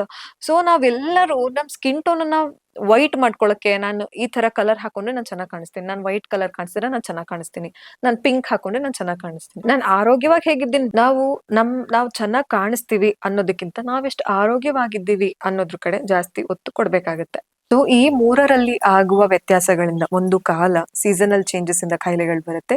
ಎರಡು ಬುದ್ಧಿ, ಅವ್ರು ಮಾಡುವಂತ ತಪ್ಪುಗಳಿಂದ ಒಂದು ಕಾಯಿಲೆಗಳು ಬರುತ್ತೆ. ಮೂರನೇದು ಇಂದ್ರಿಯಾರ್ಥದ ವ್ಯತ್ಯಾಸಗಳಿಂದ ನಮಗೆ ಕಾಯಿಲೆ ಬರುತ್ತೆ. ಸೊ ಆಯುರ್ವೇದದಲ್ಲಿ ರೋಗ ಕಾರಣಗಳನ್ನ ಈ ಮೂರನ್ನ ಹೇಳಿದ್ದಾರೆ. ಇವತ್ತಿನ ಆಧುನಿಕ ಜನತೆ ತುಂಬಾ ರೋಗಗಳಿಂದ ಸಫರ್ ಮಾಡ್ತಾ ಇದೆ. ಹಾಗೆ ಆರೋಗ್ಯದ ಗುಣಮಟ್ಟ ಕೂಡ ತುಂಬಾ ಕಮ್ಮಿ ಆಗಿದೆ ಅಂತ ಅನ್ಸುತ್ತೆ. ಇದಕ್ಕೆಲ್ಲ ಏನ್ ಕಾರಣ? ಪ್ರೆಸೆಂಟ್ ಡೇ ಅಲ್ಲಿ ಕಾಯಿಲೆ ಬರೋದಕ್ಕೆ ಸುಮಾರು ಕಾರಣಗಳಿದೆ. ಮೇಯ್ನ್ ಆಗಿ ನಮ್ಮ ಲೈಫ್ ಸ್ಟೈಲ್ ಚೇಂಜಸ್. ನಾವು ಲೈಫ್ ಸ್ಟೈಲ್ ನ ಹೇಗೆ ಬದಲಾಯಿಸ್ಕೊಂಡ್ಬಿಟ್ಟಿದೀವಿ ಅಂತ. ನಾವು ಮಾಡರ್ನ್ ಆಗ್ತಾ ಆಗ್ತಾ ಆಗ್ತಾ ಅದು ನಮ್ಮ ಆರೋಗ್ಯ ದೃಷ್ಟಿಯಿಂದ, ನಾನು ಬೇರೆ ಯಾವುದೇ ವಿಚಾರದ ಬಗ್ಗೆ ಕಮೆಂಟ್ ಮಾಡಲ್ಲ, ಆರೋಗ್ಯ ದೃಷ್ಟಿಯಿಂದ ನಮ್ಗೆ ಅದು ತೊಂದ್ರೆನೇ ಆಯ್ತು. ಹಿಂದಿನ ಕಾಲದಲ್ಲಿ ನಾವು ನೋಡೋದಾದ್ರೆ ಅವ್ರ ಆಹಾರ ಕ್ರಮ ಹೇಗೆ ಇಟ್ಕೊಂಡಿರ್ತಾ ಇದ್ರು, ಅವರು ಚಟುವಟಿಕೆಗಳನ್ನ ಹೇಗೆ ಇಟ್ಕೊಂಡಿರ್ತಾ ಇದ್ರು, ಮತ್ತೆ ಅವ್ರು ಹೇಗೆ ಸ್ವಾಭಾವಿಕವಾಗಿ ಜೀವನ ನಡೆಸ್ತಾ ಇದ್ರು, ಇದು ಮೂರೂ ಇವಾಗ ಬದಲಾಗ್ಬಿಟ್ಟಿದೆ. ಆಹಾರ ಕ್ರಮ ಅಂತ ನೋಡಿದ್ರೆ ನಾನು ಆಗ್ಲೇ ಹೇಳ್ದಾಗ ಅವ್ರ ಪ್ರಕೃತಿ ಆ ಋತುವಿನಲ್ಲಿ ಏನನ್ನ ಕೊಡುತ್ತೆ ಅದನ್ನ ಮಾತ್ರನೇ ಸೇವನೆ ಮಾಡ್ತಾ ಇದ್ರು. ನಾವಿವಾಗ ಎಲ್ಲಾ ಸೀಸನ್ ಅಲ್ಲಿ ಎಲ್ಲಾ ಫುಡ್ ಹೈಬ್ರಿಡ್ ಬರ್ತಾ ಇದೆ. ಈಗ ಮಳೆಗಾಲ ಚಳಿಗಾಲ ಅಂತ ಇಲ್ಲ, ಈಗ ಕಲ್ಲಂಗಡಿ ಹಣ್ಣು ಮಾರ್ಕೆಟ್ ಅಲ್ಲಿ ಸಿಗುತ್ತೆ, ನಾವು ತಗೊಂಡ್ ಬಂದು ತಿಂತೀವಿ. ಯಾವ ಸೀಸನ್ ಅಲ್ಲಿ ಏನ್ ತಿನ್ಬೇಕನ್ನೋದು ನಮಗೆ ಫಸ್ಟ್ ಆಫ್ ಆಲ್ ನಮಗೆ ಗೊತ್ತಿಲ್ಲ, ಎರಡನೇದು ನಾವು ಫಾಲೋ ಮಾಡ್ತಾ ಇಲ್ಲ. ಹಿಂದಿನ ಕಾಲದಲ್ಲಿ ಆ ಸೀಸನ್ ಅಲ್ಲಿ ಆ ಫುಡ್ ಮಾತ್ರನೇ ಸಿಗ್ತಾ ಇತ್ತು. ಸೊ ಸ್ವಾಭಾವಿಕವಾಗಿ ಏನ್ ಬರ್ತಿತ್ತು ಅದನ್ನ ತಿಂತಾ ಇದ್ರು, ಅವರು ಆರೋಗ್ಯವಂತರಾಗಿ ಇರ್ತಾ ಇದ್ರು. ಎರಡನೇದು, ಈ ತರ ಪೆಸ್ಟಿಸೈಡ್ಸ್ ಇನ್ಸೆಕ್ಟಿಸೈಡ್ಸ್ ಎಲ್ಲ ಯೂಸ್ ಮಾಡ್ತಾ ಇರ್ಲಿಲ್ಲ. ಅವರು ಫಾರ್ಮಿಂಗ್ ಮಾಡೋದಾದ್ರೂ ನ್ಯಾಚುರಲ್ ಫಾರ್ಮಿಂಗ್ ಅಂತ ಹೇಳ್ತೀವಿ, ಆರ್ಗ್ಯಾನಿಕ್ ಫಾರ್ಮಿಂಗ್ ಅಲ್ಲ, don't confuse with it. Natural farming, ಸ್ವಾಭಾವಿಕವಾಗಿ ಬೆಳೀತಾ ಇದ್ರು, ಯಾವುದೇ ಔಷಧಗಳನ್ನ ಅದಕ್ಕೆ ಸಿಂಪಡಿಸ್ತಾ ಇರಲಿಲ್ಲ. ಇವಾಗ ನಾವು ತರಕಾರಿಗೆ, ಬೇಳೆಗಳಿಗೆ, ಧಾನ್ಯಗಳಿಗೆ ಯಾವ್ದಕ್ಕೆ ಏನೇ ಔಷಧಿ ಸಿಂಪಡಿಸಿದ್ರು ಅದು ಅಟ್ಲೀಸ್ಟ್ ಇಷ್ಟು ಪರ್ಸೆಂಟ್ ಅಂತ ಅಬ್ಸಾರ್ಪ್ಷನ್ ಆಗುತ್ತೆ. ಆ ಅಬ್ಸಾರ್ಬ್ ಆಗಿರೋ ಕೆಮಿಕಲ್ಸ್ ಆಸ್ ಇಟ್ ಈಸ್ ನಮ್ಮ ಬಾಡಿಗೆ ಹೋಗ್ತಾ ಇದೆ. ಸೊ ಈ ಕೆಮಿಕಲ್ ಇಂಟೇಕ್ ನಮಗೆ ಎಫೆಕ್ಟ್ ಆಗ್ತಾ ಇದೆ. ಮೂರನೇದು ಅಂತಂದ್ರೆ ಜೆನೆಟಿಕಲಿ ಮಾಡಿಫೈಡ್ ಪ್ಲಾಂಟ್ಸ್. ನಾವು ಒಂದು ಪ್ಲಾಂಟ್ ಅದ್ರದ ನ್ಯಾಚುರಲ್ ಗುಣವನ್ನೇ ಬದಲಾಯಿಸ್ತಾ ಇದೀವಿ. ಈಗ ಸೀಡ್ಲೆಸ್ ಗ್ರೇಪ್ಸ್ ಎಲ್ಲಿಂದ ಬಂತು? ಸೀಡ್ ಇತ್ತಲ್ವಾ ಗ್ರೇಪ್ ಒಳಗಡೆ, ಆ ಸೀಡ್ ಗ್ರೋ ಆಗದೆ ಇರೋ ತರದನ್ನ ಜೆನೆಟಿಕಲಿ ಮಾಡಿಫೈ ಮಾಡ್ಬಿಟ್ಟಿದ್ದಾರೆ. ಈ ಜೆನೆಟಿಕಲಿ ಮಾಡಿಫೈಡ್ ಪ್ಲಾಂಟ್ಸ್ ನ ಯೂಸ್ ಮಾಡೋದ್ರಿಂದ ಅದು ಪೊಟೆನ್ಶಿಯಲ್ ಹೆಲ್ತ್ ರಿಸ್ಕ್ ಆಗತ್ತಂತ ನಮ್ಗೆ ಸ್ಟಡೀಸೇ ಹೇಳುತ್ತೆ. ಸುಮಾರು ಜೆನೆಟಿಕಲಿ ಮಾಡಿಫೈಡ್ ಪ್ಲಾಂಟ್ಸ್ ಬಂದ್ಬಿಟ್ಟಿದೆ. ಅದು ಕಲರ್ ಅನ್ನ ಚೇಂಜ್ ಮಾಡುತ್ತೆ, ಟೇಸ್ಟ್ ಅನ್ನ ಚೇಂಜ್ ಮಾಡುತ್ತೆ. ಈಗ ಟೊಮ್ಯಾಟೋಸ್ ಎಲ್ಲ ಜೆನೆಟಿಕಲಿ ಮಾಡಿಫೈಡ್ ಬಂದ್ಬಿಟ್ಟಿದೆ, ತುಂಬಾ ವರ್ಷ ಆಗಿದೆ. ಗ್ರೇಪ್ಸ್ ಬಂದಿದೆ, ಈಗ ಅಕ್ಕಿ ಸಹಿತ ನಮಗೆ ಜೆನೆಟಿಕಲಿ ಮಾಡಿಫೈಡ್ ಗೋಲ್ಡನ್ ರೈಸ್ ಅಂತ ಹೇಳ್ತಾರೆ, ವಿಟಮಿನ್ ಎ ಎನ್ರಿಚ್ಡ್ ರೈಸ್ ಬರ್ತಾ ಇದೆ. ಅಂದ್ರೆ ಅದ್ರಲ್ಲಿ ವಿಟಮಿನ್ ಎ ನ ಆಡ್ ಮಾಡಿದ್ದಾರೆ ಅಂತ. ಈ ತರ ತುಂಬಾ ಜೆನೆಟಿಕಲಿ ಮಾಡಿಫೈಡ್ ಪ್ಲಾಂಟ್ಸ್ ಯೂಸ್ ಮಾಡ್ತಾ ಇರೋದು ಹ್ಯೂಮನ್ ಹೆಲ್ತ್ ಮೇಲೆ ತುಂಬಾ ಮಟ್ಟಿಗೆ ಎಫೆಕ್ಟ್ ಆಗ್ತಾ ಇದೆ. ನಾವು ಫಿಸಿಕಲ್ ಆಕ್ಟಿವಿಟಿ ಬಗ್ಗೆ ಮಾತಾಡೋದಾದ್ರೆ, ಈಗೆಲ್ಲ ಜನ ಫಿಸಿಕಲ್ ಆಕ್ಟಿವಿಟಿ ಬಗ್ಗೆ ಕಾನ್ಶಿಯಸ್ ಆಗಿದ್ದಾರೆ. ತುಂಬಾ ಜನ ವಾಕ್ ಮಾಡ್ತಾರೆ, ತುಂಬಾ ಜನ ಜಿಮ್ಗೆ ಹೋಗ್ತಾರೆ, ಅವರು ಬೈಸೆಪ್ಸ್ ಬಿಲ್ಡ್ ಮಾಡ್ತಾರೆ, ಟ್ರೈಸೆಪ್ಸ್ ಬಿಲ್ಡ್ ಮಾಡ್ತಾರೆ, ಮಸಲ್ ಬಿಲ್ಡ್ ಮಾಡ್ತಾರೆ, ತುಂಬಾ ಅದ್ರ ಕಡೆ ಕಾನ್ಶಿಯಸ್ ಆಗಿದ್ದಾರೆ. ಬಟ್ ನನ್ನ ಕ್ವಶನ್ ಏನಂದ್ರೆ, ಈಗ ಹಿಂದಿನ ಕಾಲದಲ್ಲಿ ಎಲ್ಲಾ ಕೆಲ್ಸಗಳನ್ನ ಫಿಸಿಕಲ್ ಆಗಿ ಮಾಡ್ತಾ ಇದ್ರು. ಈಗ ನೀರ್ ಸೇದ್ಬೇಕಾಗಿತ್ತು, ಭತ್ತ ಕುಟ್ಬೇಕಾಗಿತ್ತು, ಏನಾದ್ರೂ ಬೇಕಂದ್ರೆ ಸೌದೆ ಹೊತ್ಕೊಂಡ್ ಬರ್ತಾ ಇದ್ರು. ಮನೆ ಕೆಲ್ಸಗಳೆಲ್ಲವನ್ನ ರುಬ್ಬೋದು, ಬೀಸೋದು ಇಂದ ಹಿಡಿದು ಎಲ್ಲಾ ಕೆಲ್ಸಗಳನ್ನ ಫಿಸಿಕಲ್ ಆಗಿ ಮಾಡ್ತಾ ಇದ್ರು. ಇವಾಗ ನಾವೇನ್ ಮಾಡಿದೀವಿ, ಎಲ್ಲಾ ಕೆಲ್ಸಗಳಿಗೆ ಮೆಷಿನ್ ಇಟ್ಬಿಟ್ಟು ನಾವ್ 1 ಅವರ್ ಜಿಮ್ ಅಲ್ಲಿ ವರ್ಕೌಟ್ ಮಾಡ್ತೀವಿ. ಇಡೀ ದಿನ ಬೆಳಗ್ಗೆಯಿಂದ ಸಂಜೆ ತನಕ ನಿಯಮಿತವಾಗಿ, ಒಂದೇ ಸಮ ಅಂತ ನಾನು ಹೇಳಲ್ಲ, ನಿಯಮಿತವಾಗಿ ಒಂದು ಕೆಲ್ಸಗಳನ್ನ ಮಾಡ್ಕೊಂಡು ಹೋಗೋದು ಹೇಗಿರುತ್ತೆ, 1 ಅವರ್ ಜಿಮ್ ಅಲ್ಲಿ ಹುಚ್ಚತ್ತದಂಗ್ ವರ್ಕೌಟ್ ಮಾಡಿ ಮಿಕ್ಕಿದ 23 ತಾಸು ನಾವು ಕೂತ್ಕೊಂಡು ವರ್ಕ್ ಮಾಡೋದು ಹೇಗಿರುತ್ತೆ. ಸೆಡಿಮೆಂಟ್ರಿ ಲೈಫ್ ಸ್ಟೈಲ್ ತುಂಬಾ ನಮಗೆ ಎಫೆಕ್ಟ್ ಆಗ್ತಾ ಇದೆ. ಇವರು ಇಷ್ಟು ಕ್ಯಾಲರೀಸ್ ಬರ್ನ್ ಮಾಡ್ತಿದೀನಿ ಅನ್ನೋದ್ರ ಕಡೆ ಕಾನ್ಸಂಟ್ರೇಟ್ ಮಾಡ್ತಾ ಇದ್ದಾರೆ. ಅವ್ರು ಆ 1000 ಕ್ಯಾಲರೀಸ್ ನ 1 ಅವರ್ ಅಲ್ಲಿ ಬರ್ನ್ ಮಾಡಿರ್ತಾರೆ. In just 1 hour, rest of the 23 hours ಕೂತೇ ಇರ್ತಾರೆ ಅವರು. ನಿಯಮಿತವಾಗಿ ಇಲ್ಲ, ಯೂನಿಫಾರ್ಮ್ ಆಗಿ ಇಲ್ಲ, ಇಡೀ ದಿನದಲ್ಲಿ ಯೂನಿಫಾರ್ಮ್ ಆಗಿ ವರ್ಕ್ ಮಾಡ್ಕೊಂಡು ಹೋಗೋದು ಇಸ್ ಆಲ್ವೇಸ್ ಬೆಟರ್. ಈ ತರ ಸೆಡಿಮೆಂಟರಿ ಲೈಫ್ ಸ್ಟೈಲ್ ಇಟ್ಕೊಂಡು 23 ತಾಸು ಕೂತ್ಕೊಂಡಿರೋದು, 1 ಅವರ್ ವರ್ಕ್ ಮಾಡೋದು it is not going to work ಅನ್ನೋದು ನನ್ನ ಅಭಿಪ್ರಾಯ. ಯಾಕಂದ್ರೆ ತುಂಬಾ ಚೆನ್ನಾಗಿ ಹೆಲ್ತ್ ಕಾನ್ಶಿಯಸ್ ಆಗಿದ್ದವರು, ಕರೆಕ್ಟ್ ಆಗಿ ಇಷ್ಟೇ ಕ್ಯಾಲರೀಸ್ ಅಂತ ಮೆಜರ್ ಮಾಡಿ ಫುಡ್ ತಗೋತಾ ಇದ್ದವರು, ಇಷ್ಟು ಕ್ಯಾಲರೀಸ್ ಬರ್ನ್ ಮಾಡಿದೀನಿ ಅಂತ ಮೆಜರ್ಡ್ ಆಗಿ ವರ್ಕೌಟ್ ಮಾಡ್ತಾ ಇದ್ದವರು, ತುಂಬಾ ಜನ ಎಂಡೆಡ್ ಅಪ್ ಇನ್ ಡಿಸಾಸ್ಟರ್. ನಾವು ನಮ್ಮ ಅಕ್ಕಪಕ್ಕದಲ್ಲೇ ನೋಡ್ಬೋದು, ತುಂಬಾ ಜನ ಚಿಕ್ಕ ವಯಸ್ಸಲ್ಲಿ ಹಾರ್ಟ್ ಅಟ್ಯಾಕ್ ಆಯ್ತು, ಕೊಲೆಸ್ಟ್ರಾಲ್ ಜಾಸ್ತಿ ಆಯ್ತು, ಈ ತರದೆಲ್ಲ ಪ್ರಾಬ್ಲಮ್ಸ್ ಇಂದ ಸಫರ್ ಆಗ್ತಾ ಇದ್ದಾರೆ. ಮೇ ಬಿ ಬಿಕಾಸ್ ಅವ್ರದ್ದು workout and lifestyle match ಆಗ್ತಾ ಇಲ್ಲ, ಅದು ನಿಯಮಿತವಾಗಿ ಇಲ್ಲ ಅನ್ನೋದು ನನ್ನ ಒಪಿನಿಯನ್. ಇನ್ನೊಂದು, ಇವತ್ತಿನ ಯುವ ಜನತೆಗೆ ಹೈಯೆಸ್ಟ್ ಎಫೆಕ್ಟ್ ಆಗ್ತಾ ಇರೋದು ಅಂದ್ರೆ ಸ್ಟ್ರೆಸ್, ಒತ್ತಡ. ನಮ್ಮ ಹಿಂದಿನವರಿಗೆ ನನಗನ್ಸೋ ಪ್ರಕಾರ ಒತ್ತಡ ಅನ್ನೋ ಪದ ಗೊತ್ತೇ ಇರ್ಲಿಲ್ಲ ಅಂತ ಕಾಣುತ್ತೆ. ಅವರು ಜೀವನ ನಿರ್ವಹಣೆಗೆ ಅಷ್ಟೇನೆ ಅವ್ರದ್ದು ಧ್ಯೇಯ ಆಗಿ ಇಟ್ಕೊಂಡಿರ್ತಾ ಇದ್ರು. ಇನ್ನೂ 4 ಮನೆ ಕಟ್ಬೇಕು, ಇನ್ನೂ 10 ಎಕರೆ ಜಮೀನ್ ಮಾಡ್ಬೇಕು, ನಾನು ಇನ್ನೂ 1 kg ಬಂಗಾರ ಮಾಡ್ಬೇಕು ಅನ್ನೋ ತರದ ಮೆಂಟಾಲಿಟಿ ಅವರಿಗೆ ಇರ್ಲಿಲ್ಲ, ಆ ತರ ಮಾನಸಿಕ ಸ್ಥಿತಿ ಅವರಿಗೆ ಇರ್ಲಿಲ್ಲ. ಅವರು ಅದೇ ಧರ್ಮ ಅರ್ಥ ಕಾಮ ಮೋಕ್ಷಣಂ ಎಲ್ಲದ್ರ ಕಡೆ ಅವರು ಗಮನ ಕೊಡ್ತಾ ಇದ್ರು. ಧರ್ಮ ಪಾಲನೆಯಲ್ಲಿ ಅವರು ಗಮನ ಕೊಡ್ತಾ ಇದ್ರು. ಧರ್ಮ ಅಧರ್ಮ ವಿವೇಕ ಅವರಿಗೆ ತುಂಬಾ ಚೆನ್ನಾಗಿ ಇತ್ತು. ಇವತ್ ನಾವು ಫೇಸ್ ಮಾಡ್ತಾ ಇರೋದು ಯಾವ್ದು ರಿಯಲ್ ಸ್ಟ್ರೆಸ್ ಅಲ್ಲ, ಅದು ನಾವು ಕ್ರಿಯೇಟ್ ಮಾಡ್ಕೊಂಡಿರುವಂತ ಒಂದು ಎನ್ವಿರಾನ್ಮೆಂಟ್ ಅಂತ ನಾನು ಹೇಳಕ್ ಇಷ್ಟಪಡ್ತೀನಿ. ಯಾಕಂದ್ರೆ ಹಿಂದಿನ ಕಾಲದವ್ರು ಯಾವ ತರ ಡೇಂಜರ್ಸ್ ನ ಫೇಸ್ ಮಾಡ್ತಾ ಇದ್ರು. ಅವ್ರಿಗೆ ಸಡನ್ ಆಗಿ ಒಂದು ಹುಲಿ ಎದುರುಗಡೆ ಬಂತು, ಸಡನ್ ಆಗಿ ಒಂದು ಹಾವು ಬಂದ್ಬಿಡ್ತು, ಒಂದು ಡೇಂಜರಸ್ ಅನಿಮಲ್ ಎದುರುಗಡೆ ಬಂತು. ದಟ್ ವಾಸ್ ದ ಡೇಂಜರ್ ದೇವರ್ ಫೇಸಿಂಗ್. ಅವ್ರು ಆ ರೀತಿಯಾದ ಡೇಂಜರ್ಸ್ ನ ಫೇಸ್ ಮಾಡ್ತಾ ಇದ್ರು. ಅದನ್ನ ಬಿಟ್ರೆ ಈ ತರ 1 hour ಅಲ್ಲಿ ವರ್ಕ್ ಮುಗಿಬೇಕು, ಈ ತರದ್ದು ಒಂದು ಎನ್ವಿರಾನ್ಮೆಂಟ್ ಅವಾಗ ಇರ್ಲಿಲ್ಲ. ಫಾರ್ ಎಕ್ಸಾಂಪಲ್, ಈಗ ಒಂದು ಸಡನ್ ಆಗಿ ಒಂದು ಹುಲಿ ಎದುರುಗಡೆ ಬಂತು ಅಂತ ಅನ್ಕೊಳ್ಳಿ, ಬಾಡಿಯಲ್ಲಿ ಏನಾಗುತ್ತೆ, ಬಾಡಿಯಲ್ಲಿ ಅಡಿನೋಕಾರ್ಟಿಕೋಟ್ರೋಪಿಕ್ ಹಾರ್ಮೋನ್ ಅಂತ ಒಂದು ಹಾರ್ಮೋನ್ ರಿಲೀಸ್ ಆಗುತ್ತೆ. ಇದನ್ನ ACTH ಅಂತ ಹೇಳ್ತಾರೆ. ಈ ACTH ಏನ್ ಮಾಡುತ್ತೆ, ನಮ್ಮ ಬಾಡಿ 2 ಕೆಮಿಕಲ್ಸ್ ನ ಪ್ರೊಡ್ಯೂಸ್ ಮಾಡುತ್ತೆ. ಒಂದು ಅಡ್ರಿನಾಲಿನ್, ಇನ್ನೊಂದು ಕಾರ್ಟಿಸೋಲ್. ಅಡ್ರಿನಾಲಿನ್ ಏನ್ ಮಾಡುತ್ತೆ, ನಮ್ಮ ರೆಸ್ಪಿರೇಷನ್ ಜಾಸ್ತಿ ಮಾಡುತ್ತೆ, ನಮ್ಮ ಹಾರ್ಟ್ ರೇಟ್ ಜಾಸ್ತಿ ಮಾಡುತ್ತೆ, ಮತ್ತೆ ನಮ್ಮ ಮಸಲ್ಸ್ ಗೆ ಸ್ಟ್ರೆಂತ್ ಬರುತ್ತೆ ಸಡನ್ ಆಗಿ. ಈ ಕಾರ್ಟಿಸೋಲ್ ಡೋಪಮೈನ್ ರಿಲೀಸ್ ಮಾಡುತ್ತೆ. ಹಾಗೆ ಸಡನ್ ಆಗಿ ಶುಗರ್ ಸ್ಪೈಕ್ ಆಗುತ್ತೆ, ಅಂದ್ರೆ 0 ಇಂದ 100 ಗೆ ಹೋಗ್ಬಿಡುತ್ತೆ sugar. This happens in 1 second. ಇದಿಷ್ಟು ಕೆಲಸ 1 second ಅಲ್ಲಿ ಆಗತ್ತೆ. ಹುಲಿ ಬರ್ತಾ ಇದೆ ಅಂದ್ರೆ ಅದನ್ನ ಫೇಸ್ ಮಾಡಕ್ಕೆ ನನ್ನ ಬಾಡಿಯನ್ನ ರೆಡಿ ಮಾಡ್ತು. ಇದನ್ನ ಫ್ಲೈಟ್ ಆರ್ ಫ್ರೈಟ್ ರೆಸ್ಪಾನ್ಸ್ ಅಂತಾರೆ. ನಾನು ಆ ಸಂದರ್ಭದಲ್ಲಿ 2ನ್ನೇ ಮಾಡಬಹುದು. ಒಂದು, ನಾನು ಅದನ್ನ ಎದುರಿಸ್ಬೇಕು, ಅಥವಾ ನಾನು ಅಲ್ಲಿಂದ ಓಡ್ ಹೋಗ್ಬೇಕು, ನನ್ನನ್ನ ನಾನು ರಕ್ಷಣೆ ಮಾಡ್ಕೋಬೇಕು. ಇದು 2 ಆಪ್ಷನ್ ಇರೋದು. ಸೊ ಈ ರೀತಿಯಾದ ಒಂದು ರಿಯಲ್ ಡೇಂಜರ್ಸ್ ನ ಫೇಸ್ ಮಾಡಕ್ಕೆ ನಮ್ಮ ಬಾಡಿಯಲ್ಲಿ ಒಂದು ಮೆಕ್ಯಾನಿಸಮ್ ಇದೆ, ಈ ACTH ಮೆಕ್ಯಾನಿಸಮ್. ACTH ನಮಗೆ ಅಡ್ರಿನಾಲಿನ್ ಅಂಡ್ ಕಾರ್ಟಿಸಾಲ್ ನ ರಿಲೀಸ್ ಮಾಡುತ್ತೆ. ನಮ್ಮ ರೆಸ್ಪಿರೇಷನ್ ಜಾಸ್ತಿ ಆಗುತ್ತೆ, ಹಾರ್ಟ್ ರೇಟ್ ಜಾಸ್ತಿ ಆಗುತ್ತೆ, ಸಡನ್ ಆಗಿ ಶುಗರ್ ಸ್ಪೈಕ್ ಆಗುತ್ತೆ, ಡೋಪಮೈನ್ ರಶ್ ಆಗುತ್ತೆ. ಅಂಡ್ ನಾವು ಈ ಭಯಾನಕ ಒಂದು ಸಿಚುಯೇಷನ್ ಅನ್ನ ಫೇಸ್ ಮಾಡಕ್ಕೆ ನಾವು ರೆಡಿ ಆಗ್ತೀವಿ. ಈಗ ಏನಾಗ್ತಾ ಇದೆ, ಇವತ್ ಸಾಯಂಕಾಲದೊಳಗಡೆ ಈ ಕೆಲಸ ಮುಗಿಬೇಕು, ಇನ್ 1 hour ಅಲ್ಲಿ ಈ ಕೆಲಸ ಮುಗಿಬೇಕು, ನನಗೆ 99 ಬರ್ಬೇಕು. ಅವ್ರಿಗೆ 100 ಬಂದ್ರೇನೆ ಸಮಾಧಾನ, 99 ಬಂದ್ರು ಸಮಾಧಾನ ಇಲ್ಲ, ನನಗೆ 100 out of 100 ಬರ್ಬೇಕು, 100 out of 100 ಬರ್ಬೇಕು. ಇದು ನಮಗೆ ಯಾವ ತರ ಒಂದು ಎನ್ವಿರಾನ್ಮೆಂಟ್ ಕ್ರಿಯೇಟ್ ಆಗ್ತಾ ಇದೆ. ಇದೇ ಶುಗರ್ ಜಾಸ್ತಿ ಆಗುತ್ತೆ, ಇದೇ ಹಾರ್ಟ್ ಬೀಟ್ ಜಾಸ್ತಿ ಆಗುತ್ತೆ, ಇದೇ ರೆಸ್ಪಿರೇಷನ್ ಜಾಸ್ತಿ ಆಗುತ್ತೆ. ಬಟ್ 0 ಇಂದ 100 ಹೋಗಲ್ಲ, ನಾರ್ಮಲ್ 20 ಅಲ್ಲೂ ಇರೋದಿಲ್ಲ, ಒಂದು 60-70 ಅಲ್ಲಿ ಇರುತ್ತೆ ಕಾನ್ಸ್ಟೆಂಟ್ ಆಗಿ. ಈ ಫ್ಲೈಟ್ ಅಂಡ್ ಫ್ರೈಟ್ ರೆಸ್ಪಾನ್ಸ್ ಕೆಲವು ನಿಮಿಷಗಳ ಕಾಲ ಮಾತ್ರನೇ ನಮ್ಮ ದೇಹದಲ್ಲಿ ಇರುತ್ತೆ. ಈ ಫ್ಲೈಟ್ ಅಂಡ್ ಫ್ರೈಟ್ ರೆಸ್ಪಾನ್ಸ್ ಕೆಲವು ನಿಮಿಷಗಳ ಕಾಲ ಮಾತ್ರನೇ ನಮ್ಮ ದೇಹದಲ್ಲಿ ಆ ಒಂದು ಡೋಪಮೈನ್ ರಶ್ ಆಗುತ್ತೆ. ಎಲ್ಲಿವರೆಗೂ ನಾನು ಆ ಸಿಚುವೇಶನ್ ಇಂದ ಎಸ್ಕೇಪ್ ಆಗೋವರೆಗೂ, ಆಮೇಲಿಂದ ಅದು ರಿಲ್ಯಾಕ್ಸ್ ಆಗ್ಬಿಡತ್ತೆ. ಅದು ಸಡನ್ ರಿಯಾಕ್ಷನ್ ಬಾಡಿ ತೋರಿಸುವಂತದ್ದು. ಬಟ್ ನಾವಿವಾಗ ಈ ಕಾನ್ಸ್ಟೆಂಟ್ ಸ್ಟ್ರೆಸ್ ಅಲ್ಲಿ ಇರೋದ್ರಿಂದ ನಾವೇನ್ ಮಾಡ್ಕೊಂತಾ ಇದೀವಿ, ನಮ್ ಶುಗರ್ ಕಾನ್ಸ್ಟೆಂಟ್ ಆಗಿ 70 ಅಲ್ಲಿ ಇದೆ, 70% ಎಬೋ ಇದೆ, ರೆಸ್ಪಿರೇಷನ್ ಕಾನ್ಸ್ಟೆಂಟ್ ಆಗಿ 70% ಎಬೋ ಇದೆ, ಹಾರ್ಟ್ ರೇಟ್ ಕಾನ್ಸ್ಟೆಂಟ್ ಆಗಿ 70% ಎಬೋ ಇದೆ. ಕಾನ್ಸ್ಟೆಂಟ್ ಸ್ಟ್ರೆಸ್ ಅಲ್ಲಿ ಇರ್ತೀವಿ. ಇದು ನಮ್ಮ ಸೆಲ್ಸ್ ನ ಡ್ಯಾಮೇಜ್ ಮಾಡ್ತಾ ಇದೆ, ಒಳಗಡೆ ನಮ್ದು ಮೆಟಬಾಲಿಸಮ್ ನ ಡ್ಯಾಮೇಜ್ ಮಾಡ್ತಾ ಬರುತ್ತೆ. ಸೊ ಸ್ಟ್ರೆಸ್ ಈ ರೀತಿಯಾಗಿ ಮನುಷ್ಯನಿಗೆ ಎಫೆಕ್ಟ್ ಮಾಡುತ್ತೆ. ನಾವ್ ಯೋಚನೆ ಮಾಡ್ಬೇಕು, ಈಗ ನನಗೆ ಈ ಟಾರ್ಗೆಟ್ ನಾನ್ ರೀಚ್ ಮಾಡೋದ್ರಿಂದ ನನಗೆ ಏನ್ ಸಿಗ್ತಾ ಇದೆ ಅನ್ನೋದ್ರ ಜೊತೆಗೆ ಅಟ್ ವಾಟ್ ಕಾಸ್ಟ್ ಅನ್ನೋದನ್ನ ನಾವು ಯೋಚನೆ ಮಾಡ್ಬೇಕಾಗತ್ತೆ. ನಾನು ಇದಕ್ಕೋಸ್ಕರ ಏನನ್ನ ಕೊಡ್ತಾ ಇದ್ದೀನಿ, ನಾವು ನಮ್ಮ ಆರೋಗ್ಯವನ್ನ ಕೊಡ್ತಾ ಇದೀವಿ. It is getting exchange at cost of our health. ನಮ್ಮ ಆರೋಗ್ಯ ತುಂಬಾ ಮಟ್ಟಿಗೆ ವ್ಯತ್ಯಾಸ ಆಗ್ತಾ ಇರೋದು ಈ 3 ಕಾರಣಗಳಿಂದ. ಒಂದು, physical inactivity, sedimentary life style ಮನುಷ್ಯನಿಗೆ ತುಂಬಾ ಎಫೆಕ್ಟ್ ಆಗ್ತಾ ಇದೆ. 2ನೇದು, ಕೆಮಿಕಲ್ಸ್, ಎಲ್ಲಾ ಫುಡ್ ಅಲ್ಲಿ ಇರುವಂತಹ ಕೆಮಿಕಲ್ಸ್. 3ನೇದು, ಸ್ಟ್ರೆಸ್. ತುಂಬಾ ಸ್ಟ್ರೆಸ್ ಮಾಡ್ಕೊಂತಾ ಇರೋದು ಮನುಷ್ಯ, ಅವ್ನ ಲೈಫ್ ಸ್ಟೈಲ್ ತುಂಬಾ ಮಟ್ಟಿಗೆ ಚೇಂಜ್ ಆಗಿರುವಂತದ್ದು ಅವನಿಗೆ ಕಾಯಿಲೆ ಬರೋದಕ್ಕೆ ಮೇನ್ ರೀಸನ್ಸ್ ಆಗಿ ಇದೆ.